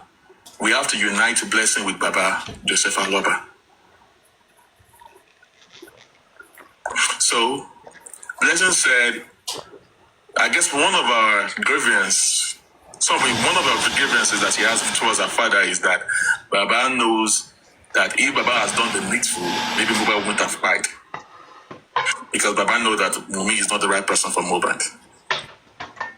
And she has, as a daughter, the first daughter, she has the right on what she's talking about, so that she's making a lot of sense. So we're like, okay, how can we settle the fight between the father and the daughter? So myself and an investigator, which Baba knows very well, decided to put a call to him. So I allowed the investigator to continue to engage Baba Mohbad, and then Baba Mohbad knows the person very well. And we're like, Baba, we told Baba what happened and the intention and all stuff like that about how we can mediate between him and his son. His daughter. And we told him about where Blessing is coming from and how can we get this thing settled so that we can be able to get something, because Blessing has some facts with her. Baba has refused to talk to Blessing, or Blessing has refused to talk to the father since the demise of Mohbad. So how can we get justice for Mohbad if the father and the son, daughter, they are having issues? Some information that is in hand of Blessing that Baba Mohbad does not know. If both of you come together, we get some things. There are some information that your daughter will share to you. And there are some information that you also give. Then you will be able to solve the puzzle. So that was our intention with Baba Mohbad. That was in October 2024. To my greatest surprise, Baba Mohbad wasn't having it. Because he said this, he said that, he said blah, blah, blah. And then the greatest thing is that it rained curses. That whoever tried to settle the fight between him and his son, bye, Loma, Shelley, bye, Lala. I was so disappointed that Baba Mohbad could do that. He rained that curses so much that I could not even take that curses. And blessing is this, blessing is that. Blessing. And I keep saying that there are sometimes, this is a jet age that Even Baba can offend Omo. If Baba knows that Omo offend Omo, what is stopping Baba from apologizing? I'm not talking about Baba, but I'm talking in general. Baba show Omo. There's no big deal. Baba be Omo pe mo share. Dari Jimmy. Moving ahead. If blessing cannot come to you, now Èèyàn máa ń fọ̀. you are now raining curses that whoever tried to settle the fight Ó fẹ́ between you gbé and your blessing daughter. jáde nìkan dáwó fún blessing ẹ má fọ̀. Ó promote blessing kó ní information lọ́wọ́ ẹ má fọ̀ ẹ má fọ̀. We give you the reason what we are trying to do. Ìpè ló gbé sílẹ̀ pé tó bá fẹ́ kọ̀ sí tó bá fẹ́ dá settle ìjà ìwà àti ọmọ bàbá àtọmọ and all stuff like that. That shows that's a sign of anti-justice. That shows that we're giving you that this is the hope of what we're trying to do. Settle the fight between you and your daughter. You're raining curses. That day, Baba Mohbad hung up. Of course, he was not having it. He was upset. I've never seen the first time. I'm sorry, bossman. You mean it is on that ṣé lórí phone ni bàbá ti ṣépè fún yín pé kẹ́ má parí ìjà? I don't understand. Yes, on the phone. On the phone. Bàbá wà bẹ́ẹ̀, blessing náà wà bẹ́ẹ̀. Blessing ò tí ì sìn bẹ́ẹ̀. Èmi investigator ká tó gbé blessing wọlé aláti kọ́kọ́ jẹ́ kí Baba Mohbad calm down náà. Ó wá ní tẹ́ bá fẹ́ parí ìjà. Because we were supposed to add his classmate, his investigator. All right? And one of his friends, a pastor, he always come here, money. Maybe, I don't know if he's here now. Let me see. One of his pastorates. They are all both pastors together. Let me see if he's here listening. I don't know. I don't think he's here now. Me and him have spoken to Baba too, but, I started having issues with him when things are not going, it's messing up. And I don't want to come to the public to say a lot from running in the mass, but Ó bá gbé yín ṣe pé ẹ má parí ìjà láàrin òun àtọmọ. Ó dẹ̀ sọ pé àwọn ọmọ òun ò wálé. I was not like, this my investigator has been working hand in hand, as in crazily, just for us to get justice for Mohbad. Seeing Baba Mohbad raining curses that very day, put Jackie money, woman, all set down and back. And that's when I started having still. I didn't let go. I still continue to do justice for Mohbad. I was still talking to him. I call him, we talk about whatever we talk about. I just do not talk about blessing anymore. If he does not want to, or since he doesn't want to talk, he doesn't want to hear anything about blessing. But I don't say any big deal. Olórí jẹ́ àwọn ọmọ ẹ̀kan, olórí jẹ́ ti wọn dà. Yes, You see? Tí máa lọ, ẹ má máa gbèjà, tẹ́ ẹ bá mọ tó, ẹ yé sí pé báwọn ọmọ ọlọ́mọ dà. So now, that is one of the reasons where I started having a little bit of setback with him. But I also did not let that to also weary me down. I still continued. But based on that, some of my investigators did not want to engage with him anymore based on that. Some of his friends did not want to engage with him based on that. And till date, he and Blessing have not even spoken since the demise of Mohbad. Okay, based on that. Now, I want you to hear this from Baba himself. This is the interview he granted 2023, maybe one of his first videos, interview that he granted. The nearer issue, I can be ready that my son was properly okay then. Because that very day, I entered his house, prayed for him, and he said that he wants to reach somewhere. That's all I know about. So on his way called me, one of his friends just came home and reported that somebody is beating my voice over there. Before I reached it, everything was closed. And he gave me the evidence that he was beaten up in the Malian's house. And people I say it's drug and he says, but it's normally do this, which is capital no. The only thing I can just tell them that if it is their own their own child, how are they going to feel? Because it's a terrible thing to me.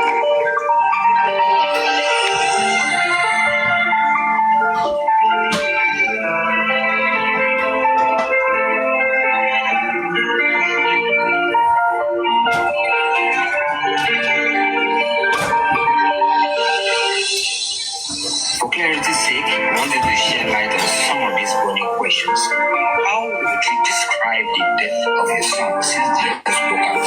I said it before that he is my friend, my second. So I don't know the way I can describe it anymore. It's my helper, is the light of my family. Do you have possible reasons for his death? Because there are a lot of speculations out there. We want you to shed light on it. The only revelation that I had on that very day, it did to detect. I said it last time that we are discussing that.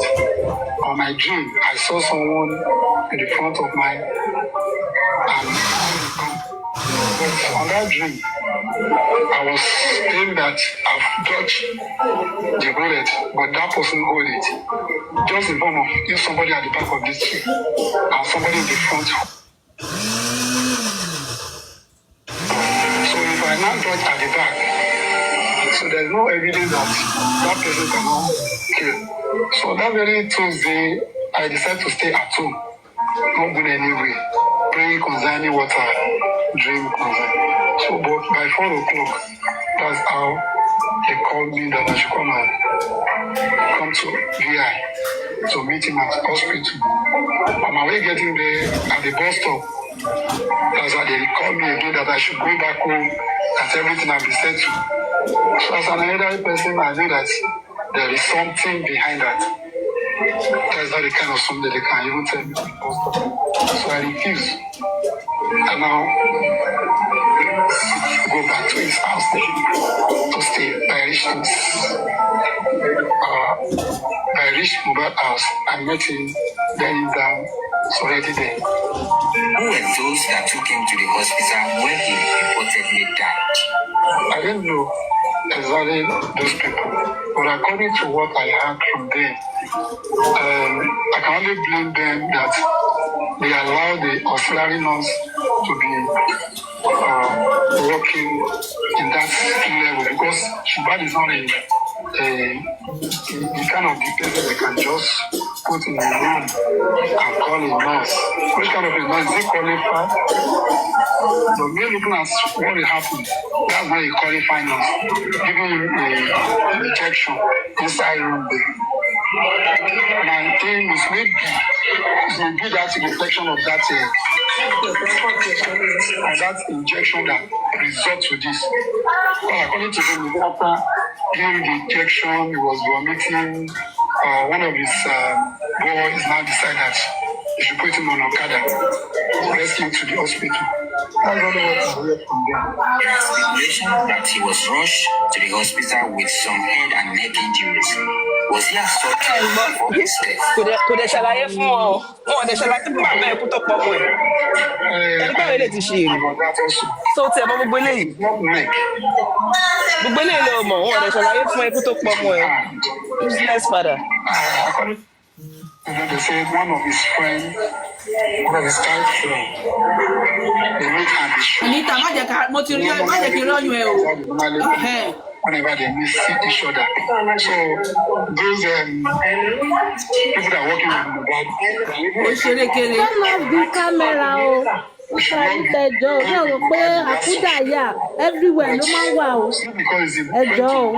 If the Mohbad that even say okay, you can even come inside you. O tèpù lọ kámẹ́rà ẹ̀ lẹ́yìn, o sẹ́ ló tèpù. Àfẹ́ rọ́yún ẹ o. Níta jẹ́ ká rí náà, jẹ́ ká rí sí ló ṣe. As usual. Níta jẹ́ ká rí náà. Anita bẹ́ẹ̀ ni, àṣírí jẹ́ ká sáyé rí. Ó dá. The injury come maybe by exchanging. Bọ́lí B is compromised. Ó ń ṣiṣẹ́ pẹ̀lú Aries ní Ọlọ́run. Bọ́lí B is compromised. I'm moving houses now, so maybe I'm born naive people. That very day, he didn't complain anything to anybody. They didn't call me. The following day, he was now observed that the hand is swelled up. That's how they call nurse. I didn't know the kind of nurse they call. Ìbẹ̀rẹ̀ lélẹ́yìí o. I didn't hear anything from the doctor because I wasn't there. They have returned him home when I meet the body. So I'm the one that just decided that they should pick him up so he could do it for his burial. My belief is that it's God that gives and it's God that takes. Also in 2022, he accused some people. My belief is that it's God that gives and it's God that takes. So it could be for very my belief is that it's God that gives and it's God that takes. Also in Thank you very much. That's where I'm going. According to him, with all the stories that was given to him back then before the public came up, he said God gave it. God gave it, take it. According to him, he has given up on Mohbad. The public came from nowhere. Joe, did they hear the part where he said it's God that gives, it's God that takes? And we decided to advocate for the body of Mohbad to be exhumed. And I'm the one that pick up the body to go and But the bury father has already given up on him already. He has given up totally. Said I told them to pick up the body to Ikorodu. So long control. So, he decided that the body should when go the public to police station. Not that he took them to police station. now the ones still advocating every day, every night, 24/7. They donated money. They did everything. I think that I saw a video of him that he did a couple of days, sent it to me. Royal, exactly. Then he was yapping and then he started doing fracas. Not to police station. Those are the things that I saw. This is not audio. This is a video. Come. A It's lot of a the video. is also in disarray. How are you supposed to get Kí ni justice ṣiṣẹ́ kúrò ń bẹ̀? when Jáwé jura, nǹkan tó ń sọ Yorùbá ẹlẹ́dẹ̀ mu. is in disarray? A house that is divided can never stand. It can never stand.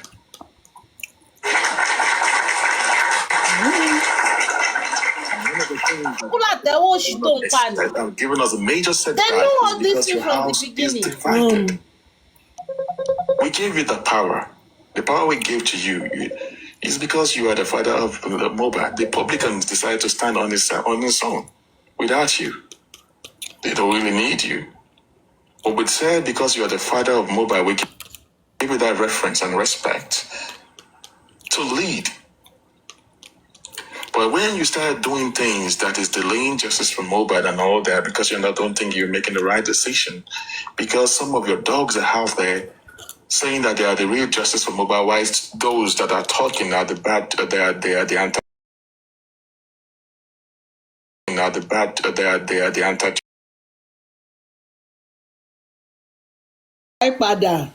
I guess whenever we talk, you carry the conversation to me, while we take the matter to Bukky Jesse, and then Bukky Jesse will come and do show. I don't want to go because article Rotito. Now, what I'm trying to say in essence is that I have tried to, like I said, I don't have issue with him, but according to me, Boss Man, I've been with Baba Mohbad, I've heard with him, I've seen everything that I needed to see. With what I have seen so far, I don't think we're going to be expecting any justice from his side.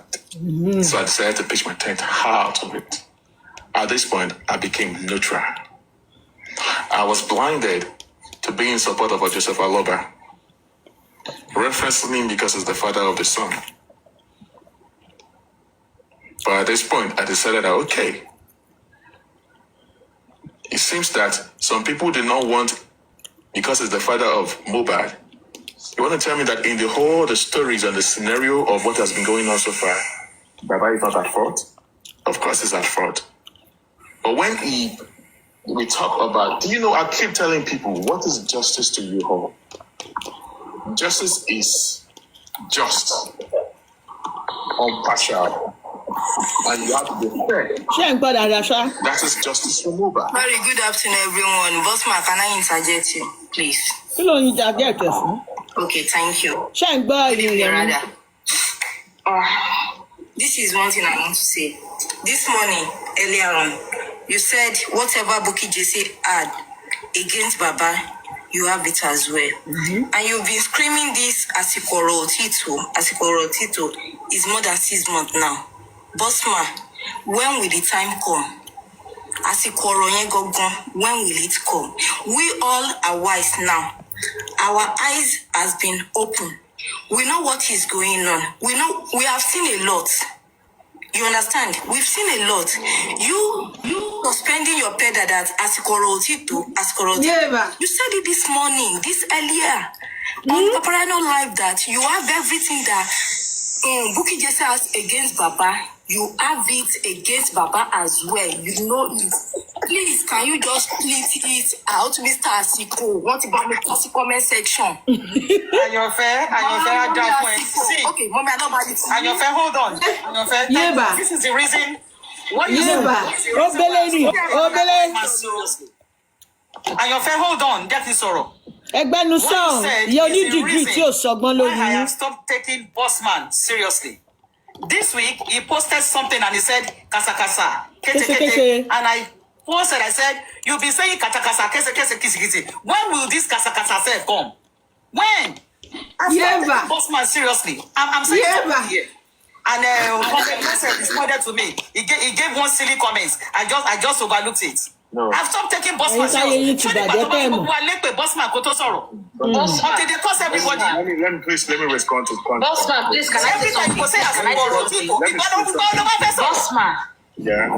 Bossman, you want to talk, Bossman? do you know what? Until they curse everybody. We have all removed. Let me We have all removed pints from our face. Please, we need that case against that kasa.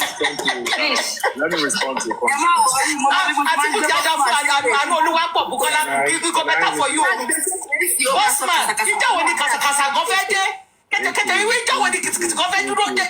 Bossman, okay? So he become a bossman, so no matter dragging, we can just say drag. What are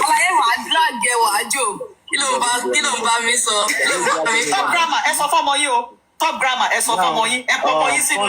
if Bossman cannot talk, cannot talk, it will stop saying kasa. We don't want to hear any kasa. Tí o bá ti lè sọ̀rọ̀. Constrain. Can I talk? Bossman. Can I talk for constraint? Oh yeah, talk, fire, go. When I on my post, when I say kasa, probably you do not understand. How can we understand? You be saying kasa, all this, how we go understand? Can I talk without you interjecting? Maybe probably your mind is getting to you that, okay, Bossman want to come and expose and all stuff like that. And I responded on your comment that the kasa that I am talking about, so that has nothing to do with me calling names out or exposing anybody. My kasa is all about justice for Mohbad. So now, you always want to hear that. I am okay. Yes, whatever I said that because of the Bukky Jesse's dog that was there up there that time. All right, but there are some times that as a Korowa to Jesse, I'm not the type that will just come and on the ring light and start talking. All right, I have that time. I have something that I'm working on. I am saying that according to my own time, not your time. In Professor, nobody can push me to talk. When Bukky Jesse and all these dogs are saying that you do not have any record of spending, you cannot push me. You can drag me to kingdom come. You cannot make me talk. I will do it according to my own time. Not okay, Rodman, it is easy to say that you all are playing us. At this point, you all are playing us. No, let's wait. Let's put sentiment aside. You said Baba is not looking for justice. Maybe probably with the way things are going now around. You two, you are doing the same thing. That what? You are doing the same thing. If you are telling us that you have your own time to spill whatever you have with you, if you are telling us that it is your own time, your own convenient time that you will tell us whatever you want to spill out, that is not good.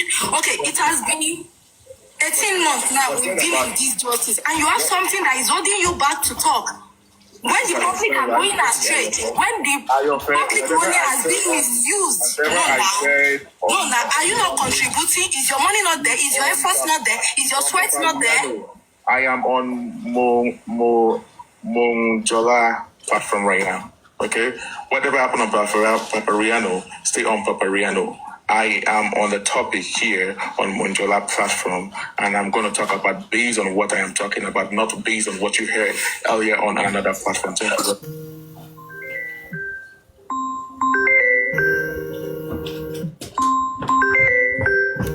ta ló ń pè ṣé ẹ mọ̀ pé wọ́n ń lo fóònù ní lọ́wọ́ ni 1 minute ẹ jọ̀ọ́.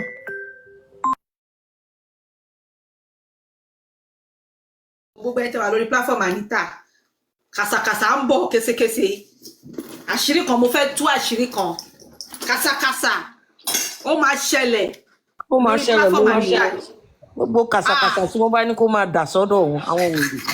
kúlà bí kì ọ bíbí ti ya wéré bọ́sùmánù gbé yín ní gógó. ẹ má dá lóhùn Orí pásítọ̀ ṣe mọ̀ pé What did I say? Maybe wọn náà ṣe àwọn gangan náà bá máa yẹn jẹ torí ẹ̀ you guys don't know everything. I want to hear everything at the go. It's going to be everything you're going to hear at the go. Dragon is going to be what's going to make Dragon is going to be what's going to make me talk. It's not going to move me. Anita is back. And that is it. Anita is back. When it comes, you all see that. I'm referring to. You're talking about the police, you're talking about this, you're talking about the justice for Mohbad. How can we move ahead? Of course, there's going to be a leadway. There's going to be a way where things are going to get proper. Just wait and see. Be patient, you know, and that's what I want to talk about. Now, back to Baba Mohbad and the video that I talk about. In the video, we all heard Baba Mohbad saying, God give it, God take it. That means that he has given up on Mohbad. And the public came out from nowhere to support. And we put him to be on the front line. And when the front line and all the support we're giving and we're not saying anything and all stuff like that, then people started falling apart. In December, myself, Comrade, Jabrins, reached out to Baba Mohbad again, and we talk about the accountability. We talk about uniting the whole group, because the whole group is falling apart. We talked about accountability as well, which led to what we had today. And of course, Baba Mohbad was okay with it, doing accountability. All right. He was okay with it. He said that he was going to go back to Miwa, and then I guess they got back to Miwa, and then they went to Bukky Jesse. Bukky Jesse came out to talk about it.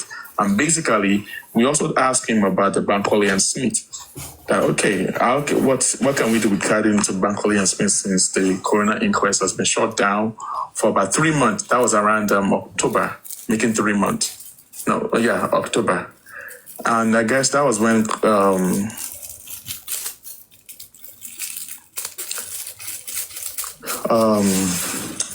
Comrade said that, so how about the GoFundMe thing, the accountability, and Baba Mohbad said that they will remain 50K. That was the first week in December, that 50K in access account. And Comrade was like, we're all shocked that 50K Bawu, because we saw you still going back to your carpentry work, and they said, 50K, okay.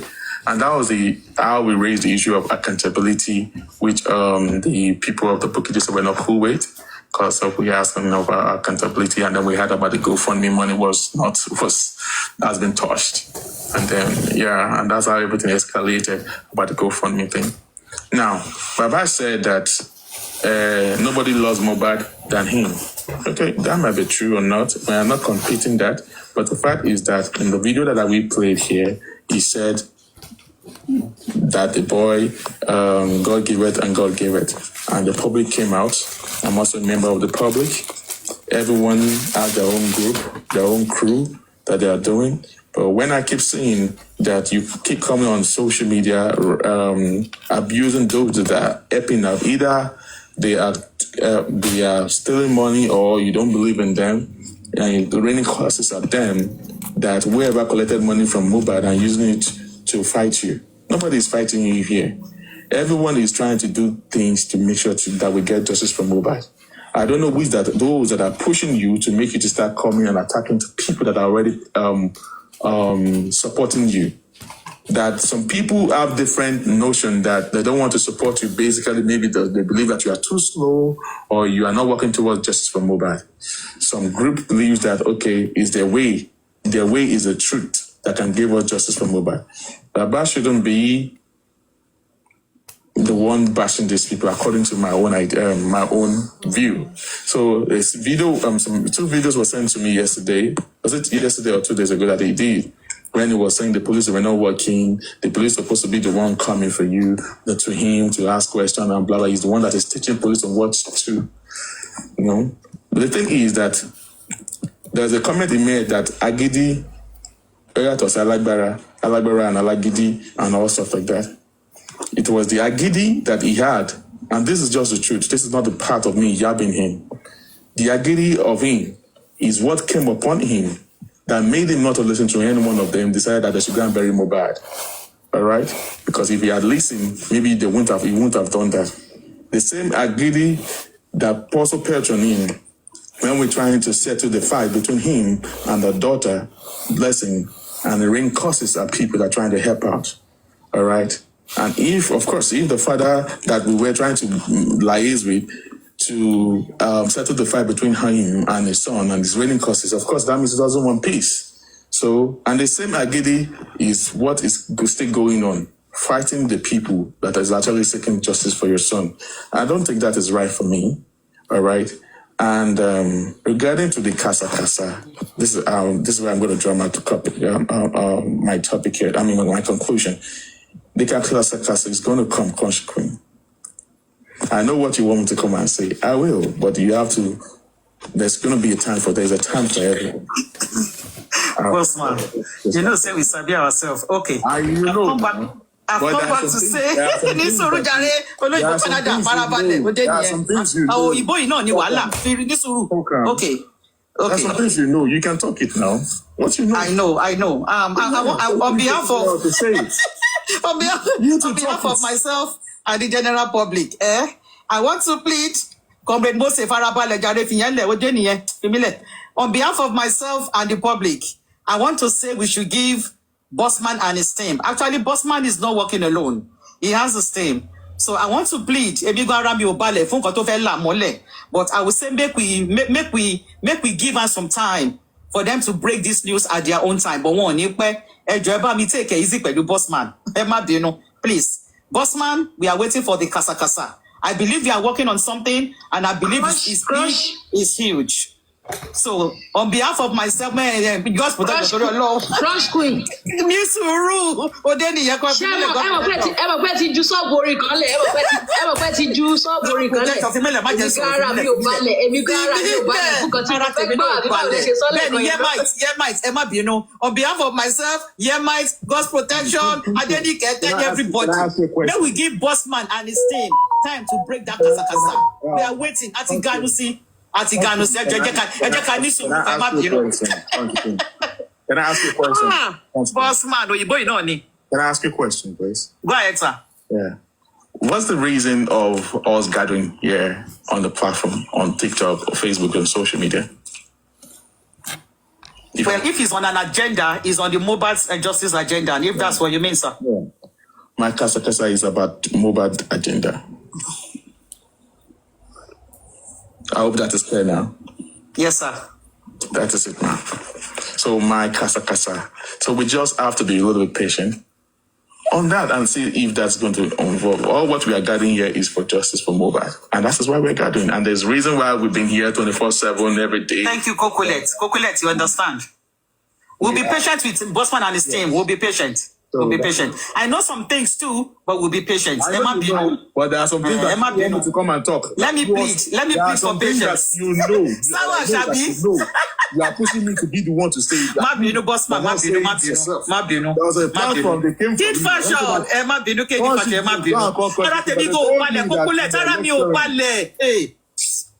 I not get too patience like that, but we go get patience. Go let baddest low court. Amani Suruni. No verse Bossman, but we dey wait. Seraphim on your bed. Maybe we will talk. That is when we will now sit down, and then you people will now be able to understand some. Shine and full ground. That's why I said there are time for everything. If I should say something. Breakfast go reach about all those things. All right. Thank you, Bossman. Make my submission before I go back to my evening class. I still have one more lecture. Thank you. Thank you, Bossman, as always. Òyìnbó ìkànpọ̀ náà ni grammar Canada náà ni ò jẹ́ arọ́ kan. We appreciate Bossman and everybody. Lady Tenny, Lady Tenny máa ń fún ajá ni. Tenny affordable, afọ gbogbo ẹ̀ afọ lọ́pọ̀ ṣóyè yín. So grammar. I don't have that mind in me. Don't worry. You will see. Tenny no send your papa. Lady T, always. Sister Monjalo Olúwa, àgbọ̀dọ̀ wá sí àfihàn bàkàmá ti ọba o. I salute my sister. Madam Crunchy. Lady Adenike, I salute everybody. Ẹ̀yin tẹ̀sán bí rọ̀fọ̀rọ̀fọ̀. Kẹ́hìndé George, I salute you. Shine. Everybody, comment section. Buzz going on because we have combination of commenters here. We got Team Baba for comment section. We get Wumi Team, their comment section. And we get, where we be solidly Mohbad. It's Mohbad or nobody else. Wumi Team, wo ló wá sọ́dọ̀ yín mo rò bóyá Let's share gbogbo Buzz Ilé kan Wumi Team pẹ̀lú iṣẹ́ ìṣe. No dey pass our boundary. Kò sígbà tá a máa rò tọrọ. Clear movies, ayé yo. My bros. Àwa kí n mọ bí tá à ń lọ. Ẹ ń ṣì ẹ̀ ń jẹ́rọ̀ ọ̀rọ̀ parí àlò. Anyway, let me come on my hand for comment section. See, the level where we dey so, I go dey mix up pidgin and English and Yoruba. Kò sígbà tá a ní sọ òótọ́ ọ̀rọ̀ níbi tí ọ̀rọ̀ wà. In the Justice for Mohbad movement, there are different players. Àti sọ láti ilẹ̀. Whatever I'm going to say now, most of us have said it from different angle. Àti September 2023 láti kò sí. And in this movement, irọ́ ti pẹ̀lú òótọ́.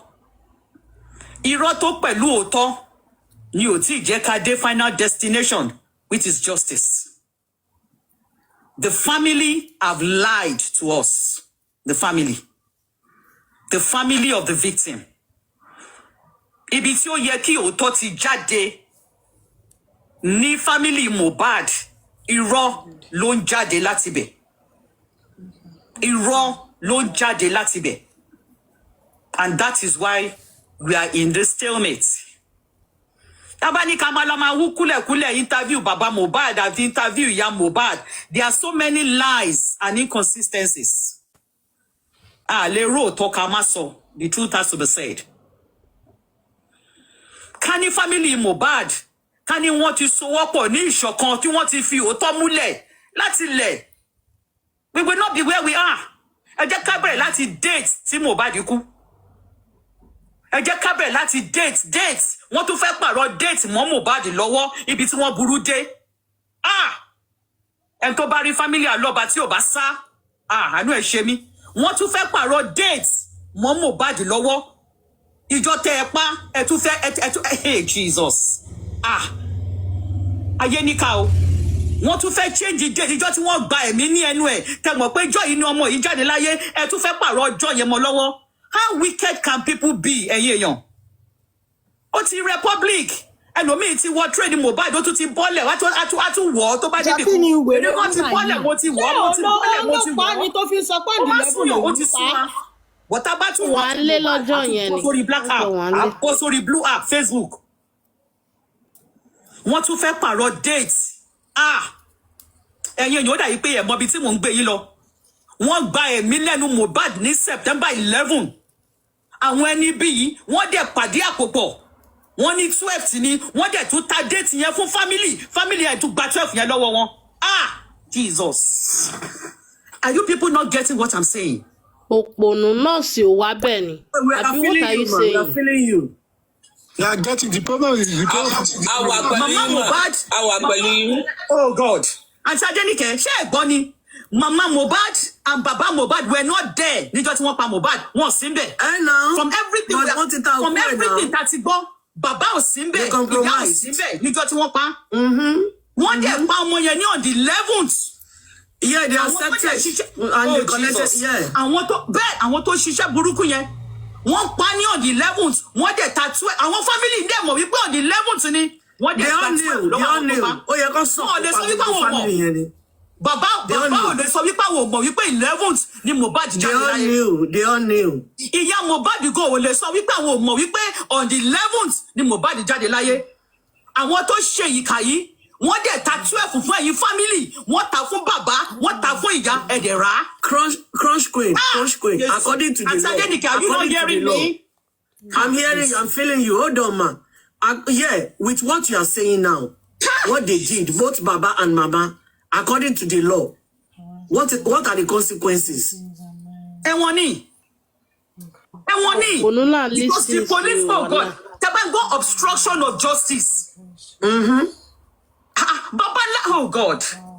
Oh, yeah, Kitty, one God, you tell to Mama. It's criminal intent. Yeah. Even their own jail time should be more than those that buy the son. Ẹ̀yin abiyamọ àti bàbá àti màmá ẹjọ́ ìjọ tẹ́ bá bí ọmọ ṣé tún máa ń pààrọ̀ ọjọ́ yẹn ni. Irọ́ kò jọ. Ẹ̀yin èèyàn ẹ dá mi lóhùn náà ní comment section. Àwọn tá ṣé tẹ́ bá bí ọmọ kò yé mi ní princess òde wà ń bẹ òde wò mí òye dé òde wò mí àjẹ́. Ẹjọ́ ṣé ìjọ tẹ́ bá bímọ queen. Òyà wa náà ni o. Sáwọ́ àṣàbí. Jẹ́ kí n bọ́lẹ̀ fún Sandy. Sorry, má bínú. Ṣé ìjọ tó bímọ tó tún pààrọ̀ ọjọ́ yẹn ni ṣó pààrọ̀ déètì yẹn ni. Kò ṣeé pààrọ̀. It is not possible. Ẹ má bọ́lẹ̀, ẹ jẹ́ káwọn mi bọ́lẹ̀. Aṣáájú ti sọ̀rọ̀. Kẹ́hìndé George. Ẹ̀yin tẹ́ ń gbọ́ mi Sáwọ́ Àṣàbí. Ẹjọ́ ṣé tẹ́ ẹ bá bímọ ṣé ẹ tún máa ń pààrọ̀ ọjọ́ yẹn ni. Kò lè ṣeé pààrọ̀. Princess. Kò ṣeé pààrọ̀. Omi tún pààrọ̀ ọjọ́ tó bí Liam. Àwọn wèrè. Ní September 11, wọ́n dẹ̀ ta ọjọ́ yẹn sí 12 fún màmá Mohbad dẹ̀ gbà. Wọ́n tún ta ọjọ́ yẹn fún bàbá Mohbad náà dẹ̀ tún gbà. Ẹ wò kò sọ̀rọ̀. Ẹgẹ́ ń jalè. Déètì yẹn lásán ti tó kí bàbá àti màmá kí wọ́n lọ sí police station kí wọ́n lọ sọ ìdí tí wọ́n fi ta 12 of September fún aráyé. That is the only way. That is what I'm going to base my submission on. Lecturer ni wọ́n máa ń lò. Ojú bá mi ti fáwọn ọmọ tó ń kọ́. Kí bàbá wá ṣẹ̀ṣẹ̀ wá máa jáde ní Punch newspaper. Can you all hear me? We can hear you. Kí bàbá ṣẹ̀ṣẹ̀ wá máa jáde ní Punch newspaper March 19 under oath. Affidavit is an oath. Under oath bàbá wá ń tẹ̀ sínú paper wípé September 11 ni wọ́n pa Mohbad. March 2025 láti September 11 2023 ẹjọ́ bá mi ka iye ọjọ́ yẹn iye oṣù. Baba is now coming out. Almost 2 years. Almost 2 years. Cherry. Crunchy Queen, let me please correct you. Crunchy Queen, you made a mistake. Okay. Baba Mohbad nìkan náà ta 12 fún o. Ìyá Mohbad. Ṣé wọ́n ta fún ìyá Mohbad ni? Ìyá Mohbad mọ̀ pé 11 lọ́mọ òun kú. But ìtumọ̀ ta ni wípé wọ́n. If she knows. Ìyá Mohbad. Ìtumọ̀ ta. Dúró. Let me explain. Ìtumọ̀ ta ni wípé àwọn òbí yẹn mọ òótọ́ irú ìyá Mohbad ó mọ òótọ́ ó dẹ̀ mọ̀ọ́mọ̀ ra irọ́ tí wọ́n tà fún. That's what I mean. Kò rà. Òun náà ń play along ni. Okay, mo ti gbà. Mi ìfẹ́ àgbẹ̀ mo ti gbà. Lọ́fẹ̀ẹ́ ló fò. Ìyá Mohbad ti sọ fún wa in 5 different places, including interview tó ṣe pẹ̀lú MFM. Ó ní ó dẹ̀ right. Monday yẹn tó ń bọ̀ láti ṣó yẹ kán gba ọ̀dọ̀ òun káwọn dẹ̀ kán lọ́ọ̀jì hotel. Karimo also said it in one of her early interviews. Pé ìtàn bá ń bọ̀ yẹ kán yà ní Kòròdú kán lọ́ọ̀jì hotel. Mama Mohbad then went as far as saying ní 9 a.m. tóun lọ sí ṣọ́ọ̀bù. Òun pè kó sẹ́ni tó gba aago. Òun wá pè ní 12. Wùnmí ní pé wọ́n ń sùn ṣe gbọ́ nǹkan kan ni. No, ó pè ní on the 11. On the 11, yes, Monday on the 11th. Ìgbà tó di 3 a.m. Wùnmí ìyá Mohbad pè padà. Wùnmí wá dà pé Ọlọ́run má jẹ́ rí kú ọmọ o. Ọlọ́run má jẹ́ rí kú ọkọ o. So ìyá Mohbad mọjọ́ tọmọ ẹ̀ kú o. Wọn ò tá fún ó mọ̀. Supreme. Okay. Let me say something. Ìyá Mohbad, as you can see. Supreme, are you aware that Baba Mohbad ó jẹ́wọ́ fún Yínká àti chairman nígbà tí wọ́n wà l'Abuja wípé 11 ni Mohbad kú a lè gbé Yínká wọlé sí kí Yínká wá confirm ẹ̀. Me were aware of that. And please let me let say somebody send something invite now. to I am Yínká. Ó gbé Yínká wá kí Yínká wá confirm ẹ̀. Ṣé Yínká wọ́n ṣe ń play along gan. because we ṣẹ́ẹ̀rì know. táwọn pípù yóò bá rí kíní ṣe depression ló máa pa wọn. ẹ jẹ́ kán gbé yín ká wọlé ṣèbí nàìjíríà ní yín ká wà ṣèbí nàìjíríà ní yín ká wà ẹ jẹ́ kán gbé wọlé fi wọ́n lẹ̀ ẹ jẹ́ kán gbé yín ká wọlé. àwọn làwọn wọ́n ṣàrùn lórí yín káṣá ẹ̀wọ̀n ń rùn lórí ìtìyẹn. àwọn tí àwọn wà lórí aago for 72 hours àwọn wá ní kí ìyá Mohbad kó pariwo káwọn ayé gbọ́rọ̀ ẹ̀ níta. So ìyá Mohbad, her car was following the car. Yes, ìyá Mohbad ní àwọn gòdògòdò ló wá kọ́ mọ́ àwọn o, àwọn ò máa wọn tó káwọn máa hàn Sami Jojo àti Yomi ti kidnap ọmọ àwọn o, kìnnìkan. Meanwhile, they all planned it together. They all were on the phone all together according to what they said after effect. So we can now see that ìyá Mohbad mọ bó ṣe ń play along. So ìyá Mohbad kìíní yẹn ó máa ń play because I had an opportunity to speak to her. Okay. And she also dropped. Okay, I don't want to lose my line of thought. When I spoke to her. Okay, go ahead. Okay, thank you, Supreme. I appreciate. I don't want to lose my line of thoughts on that date. And there's a reason why I'm emphasizing that date. For Baba Mohbad to go back or to go on a national newspaper to swear an affidavit that Mohbad was killed on September 11th is enough for the police to invite Baba Mohbad on how he came about that information. To be honest, in a working system, for him to swear an affidavit in a national newspaper is enough for the police to invite him to shed more light on that day. They can ask him some questions. How did you know he died on that day?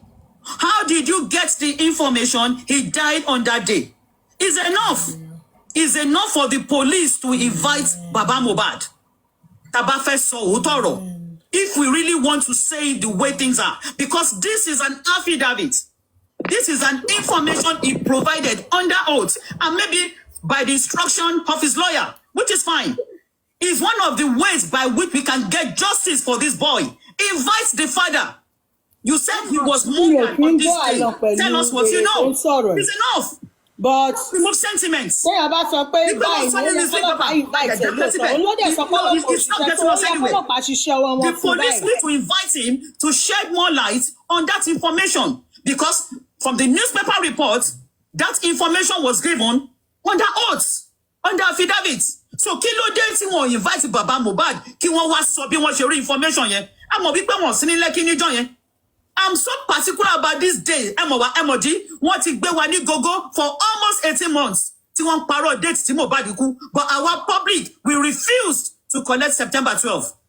They tried to force that date down our throats.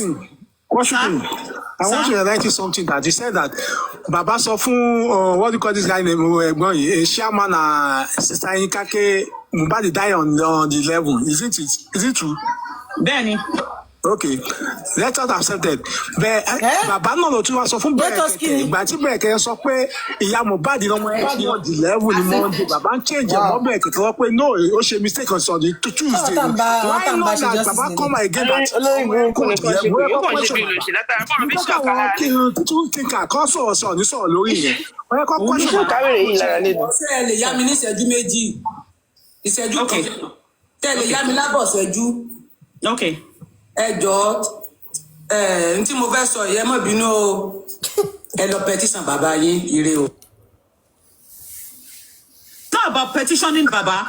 What I'm saying, and I'm going to make it clearer, by the virtue of that Punch publication, see, this is not sentiment and it's not about petition. Let's say it the way it is. For Baba to make I agree with you guys. Ẹ lọ petition bàbá yín. Newspaper, Lady Teddy, invite your front queen. But not we are not talking about petition. Any sùúrù, Lady Teddy, Lady Seni, any sùúrù. Sherry, and you know more we be in a working system. When you are trying to unravel a homicide case, tí bàbá victim wá jáde tó sọ nínú national publication wípé on the 11th ni wọ́n pa ọmọ òun. Ẹ má dẹ̀ gbàgbé pé 12 ni wọ́n ti ń tà fún public tí public ò gbà. Bàbá wá jáde ó gbé sí national newspaper ní 19th of March under an affidavit wípé emphatically September 11 ni wọ́n gba ẹ̀mí lẹ́nu Mohbad wọ́n dẹ̀ pa ni. ẹjọ́ ó yẹ kí ọlọ́pàá use that to invite him. Ask him questions. How did you get him about this information? That's what we are saying. Mama, you are saying yourself. Mo ní ọlọ́pàá sọ fún pé wọ́n mú 3 seconds video débẹ̀. Èyí sọ content of the chat pé wọ́n ní Wùmí God bless you. Wùmí push Mohbad. Mohbad fi orí gbá ló jẹ́ kó kú. Content yẹn. I have the 3 seconds video where Wùmí push Mohbad. Ó send the video raw. But the content of the chat is pé Wùmí push. Now, Wùmí ò sú Dàmọ́lá débi tó máa fún àdúrà dèmí pé wọ́n purọ́ mọ́. Ìyẹn mi pé òótọ́ ni nǹkan tó sọ. Ó ní wọn èèyàn àlẹ́jì allegation burúkú ni pé ìwọ ló pa. Èsì kankan.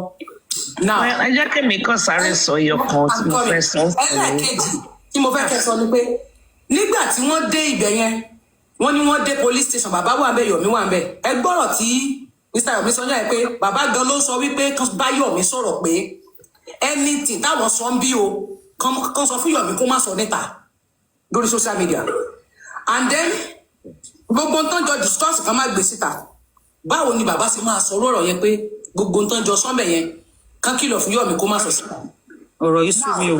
Ìyẹn wá nínú òun ògbà wọ́n wá sọ fún wọn wípé tó bá yí fún díẹ̀ yìí àwọn ò ṣe kéèsì àwọn ò investigate kéèsì Mohbad ọ̀rọ̀ lórí impersonation nìkan làwọn wá kò sí tó kàn wọ́n pẹ̀lú pé àwọn ń investigate kéèsì Mohbad ẹ̀dẹ̀ àní ẹjẹ́ apẹ́tísọ̀ àgọ́ ọlọ́pàá àti bàbá gan. Ẹni sọ̀rọ̀ can I ask kí Supreme tó sọ̀rọ̀ mo fẹ́ béèrè lọ́wọ́ gbogbo àwọn tó wà níbí báyìí mo fẹ́ béèrè maybe I'm the one that is overthinking ṣé ó wrong kí bàbá gan lọ sí police station kó lọ sọ fún wọn wípé on the 11th ni Mohbad kú ẹni báyìí ló sọ fún mi ẹjọ́ ṣó wrong I don't know is it wrong. Kò wrong jàre ìyá mi. Kò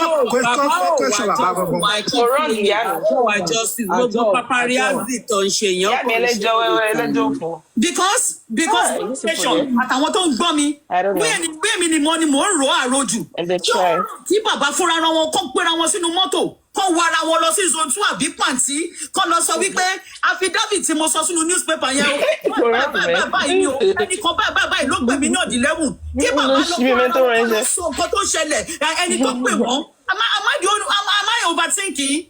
You are overthinking, my sister. Because date yẹn ṣe kókó. You're not even overthinking there. Lórí pé ká ní pé àwọn public yìí gan ká gbá ọdún tí wọ́n ti change date Mohbad mọ́ lọ́wọ́ ni. But as the Lord will have it, bàbá Mohbad fúnra ara wọn ló tẹ̀ sí national newspaper bí on the 11th. Ó dẹ̀ yẹ káwọn ọlọ́pàá invite bàbá. But ọlọ́pàá kò invite bàbá. Ṣé kò yẹ kí wọ́n lọ sí police station? Àbí. Tí wọ́n mọ̀ àbí o. Àkọlé bí on that note mo àgbẹ̀ ẹgbẹ́ o. Wọ́n lọ petition bàbá wọn. Go and petition your father. Thank you, my dear sister. But I would like everybody to know that I agreed to all protocol of Mama Mohbad might be Monday long. They didn't sell any narrative to her. Because from every indication from all her speeches, she will always say Monday. And if you ask me today, what is your date of birth? Wunmi will first of all tell you Mohbad died on Tuesday, September 12th. Friday. Then you say that's not what I ask you. I said, what's your own date of birth? She's trying to shovel the Tuesday, September 12th in our throats. One of the reasons why she tapped in your throat. Ask her what? Ask her who? Who the fuck are you? So I think initially against as we corrected, Baba was sorry for the woman. My goodness. Eventually he got Your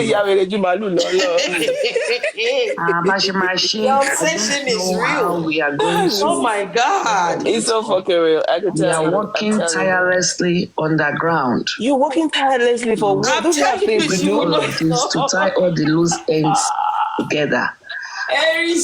Recordings. Bàbá yìí jẹ́ pé tí wọ́n bá mú tán Monday ní ayé Ìbàdàn. There are some things to be told.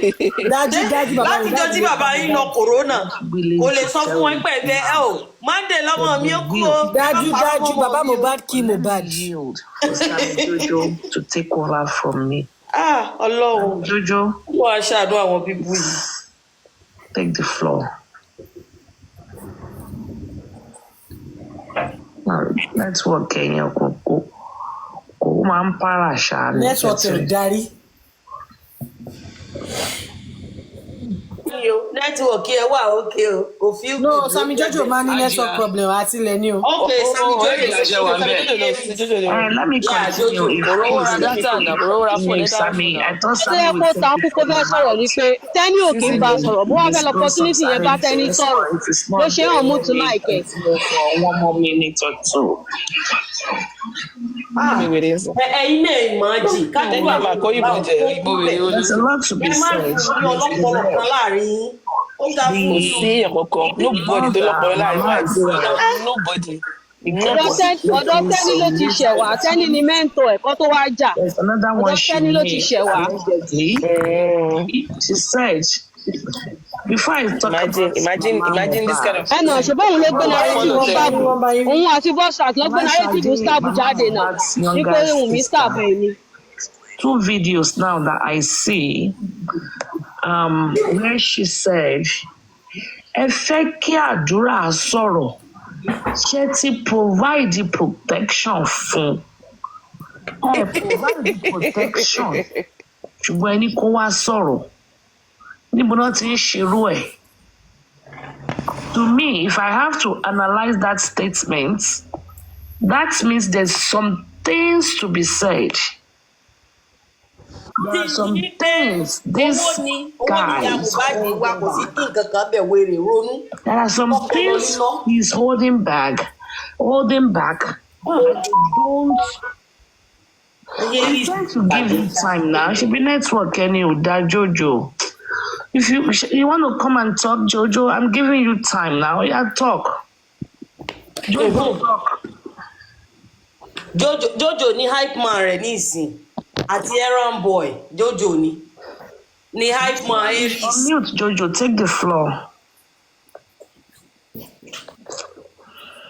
I don't think his connection is strong enough. Keep sending a message. I should give him time to talk. Mo ever imagine pé wọ́n lè jà láíláí. Òun àti Nebo àbí. Ọlọ́run. So anyway, this is what is going on. And Mama Mohbad lately, allegedly, also said pé tí àdúrà bá tiẹ̀ fẹ́ sọ̀rọ̀ kì í ṣe true Yomi, àwọn ò ní fún Yomi ní glory yẹn. Ẹ̀yin ọmọ Yorùbá ẹ jọ̀ọ́, kí nìyẹn mean? Tí àdúrà bá ti orin àdúrà fẹ́ jáde. Family yẹn ò get ara wọn supreme, wọ́n get ara wọn rárá. Yomi ní glory yẹn kò ń ṣe true Yomi. Wàhálà wọn get ara wọn. Ó ti máa sọ̀rọ̀. Kí òkú Mohbad ta káìtì. So ọ̀rọ̀ wà tí àdúrà máa sọ. Another thing is this last episode that happened in Justice for Mohbad, where the case was moved from Zone 2. Sammy Jojo, you can always interject me anytime you think you want to speak if you have a better network. Zone 2 to Panti. Lawyer Meta Nolowa. One was for Damola. Another one came in the morning, maybe a woman or the man, I don't know. In the morning, then that one left. Another one came in the afternoon. The one that came in the morning that left and the one that came in the afternoon, both came from Falana's chamber.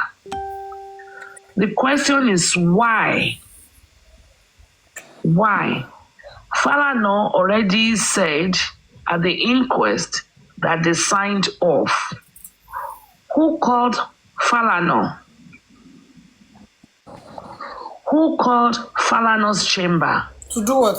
Who are they representing? We need to know so we can match up adequately. So we can match up adequately. So who is Falana? Who called him? Why is he meddling in this case? Right now, we see him as a meddlesome interloper. If he needs to come out clean and straight. And if he's out, we need to know he's not in this case. We want to match up energy for energy, power for power. Because justice for Mohbad is germane, and sacrosanct. So, we iṣẹ́ wà tá fẹ́ ṣe alágbàṣe kò tó. I am personally not interested in Baba Mohbad, not interested in him. I'm more focusing on people in the house and Iya Mohbad. So that is what I think we can say. I'm not interested in Baba Mohbad. He was not in the house. He was told on the 12th. Now he's getting to know better, I want to assume. So those are my focus. I know Iya Mohbad ṣe mí gidigidi.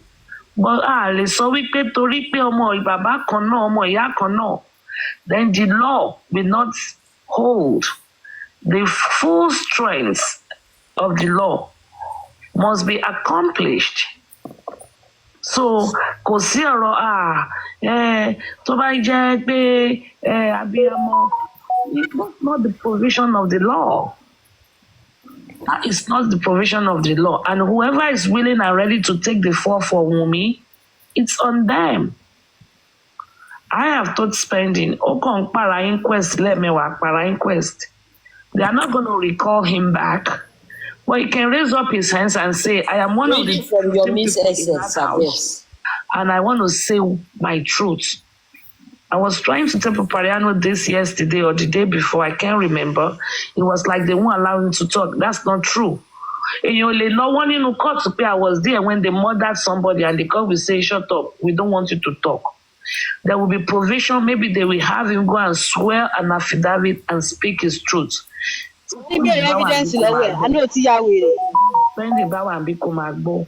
That is what you have to do. Raise up your hand and say, I want to speak my truth. They will take you in, you will swear an affidavit, and they will take your statements. Spending.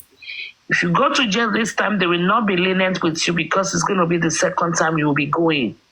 So know this and no peace. Know this and no peace. So this is not going to be your first time. Sometimes judges do have leniency with people that are first timers. You have been there, you know. So need pity. So if you know you have something to say, tó bá jẹ́ pé Monday ló ṣẹlẹ̀ tó dẹ̀ wá ńbẹ̀ tó dẹ̀ ṣojú ẹ̀ kòrókòró, then this is the time for you to speak up and take a plea bargain. It's open. We have a lot of documents from Prime Boy. A lot of documents. A lot of documents that if it is a system that works, they will have picked me up long time ago. For what? For long time ago. Your WhatsApp messages. We have, and everything we have from Prime Boy is from Monday. Come and pick my bag. Some time analysis. There are still some audios and some stuff. Time analysis, my food. Okay. Time analysis, my food. For someone that was not in the house. With his lawyers and stuff like that. I'm not going to discuss more than that. Yeah, you don't have anything to shut up your mouth. Spending. Oh, Lankuri. Adura or anybody whatsoever. DJ Bami. DJ Bami is a key player in this. I think we have all overlooked DJ Bami. DJ Bami is a big player in this. Okay? So we also need to look into DJ Bami. DJ Bami. Don't drag us in all these stupid dragons that they do on Tata phones. Because most of the things don't shell and is always on DJ Bami, man. DJ Bami. They need to drag that guy. They need to drag him. We need to talk about DJ Bami. And DJ Bami, a plea bargain is available for you too. If you want to be the one to take that. What is a plea bargain? A plea bargain is when you will go and speak the truth. Not your truth, because your truth is different from their truth.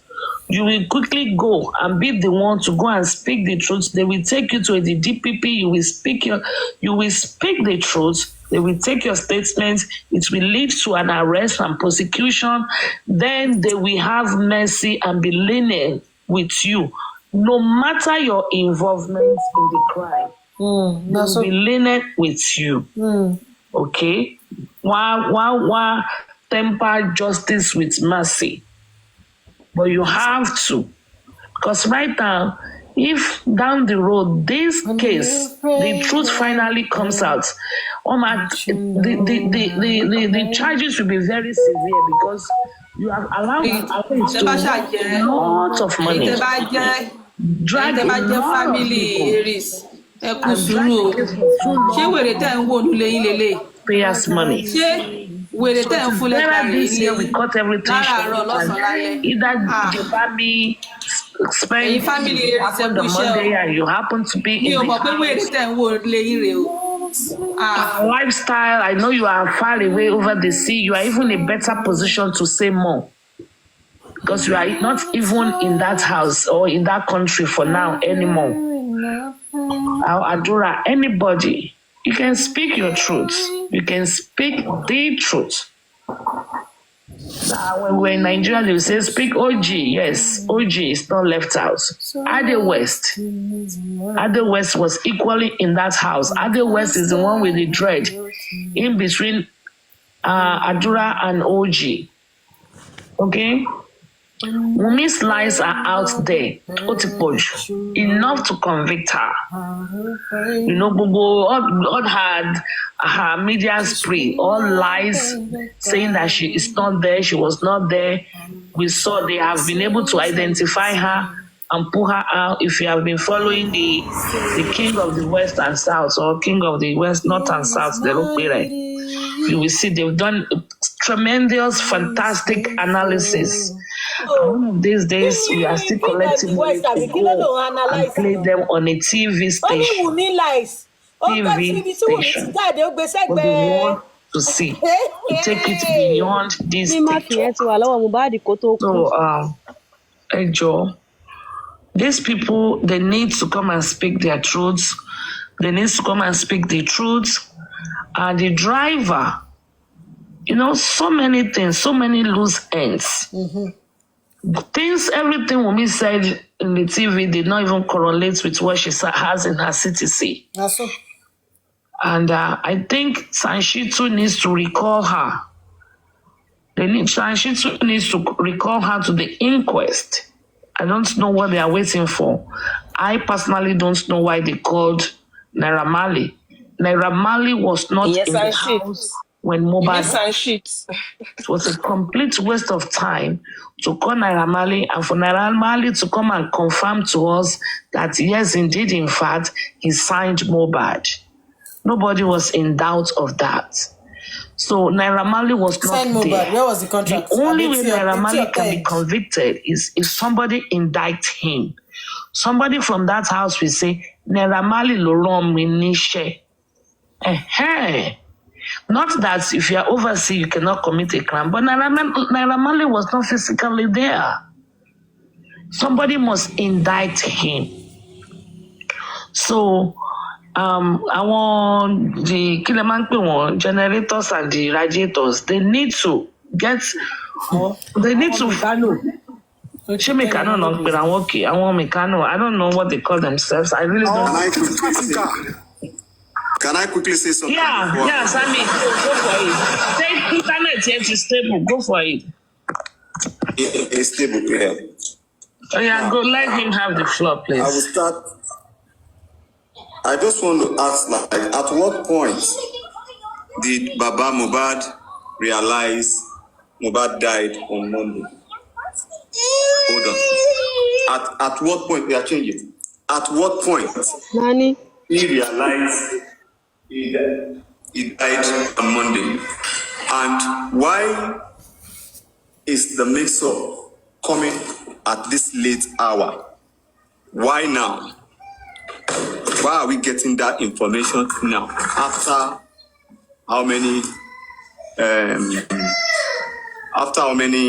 months did they just realize he died on Monday? And I will just let you understand something. This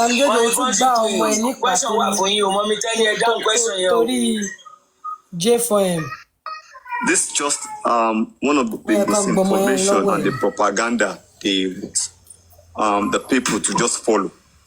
Because if truly they understand what they are doing. That publication is total nonsense. And if I were one of those lawyers, I should be able to take that up to question their integrity. That why is this coming from? Where is this coming from? And why now? Why?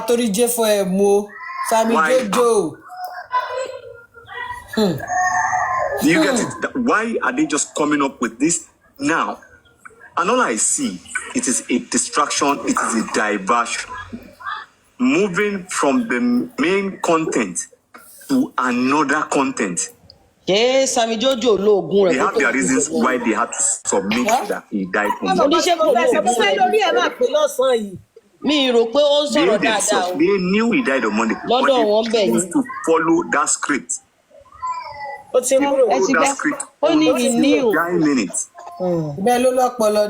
did they say? I take back my word. I take it back.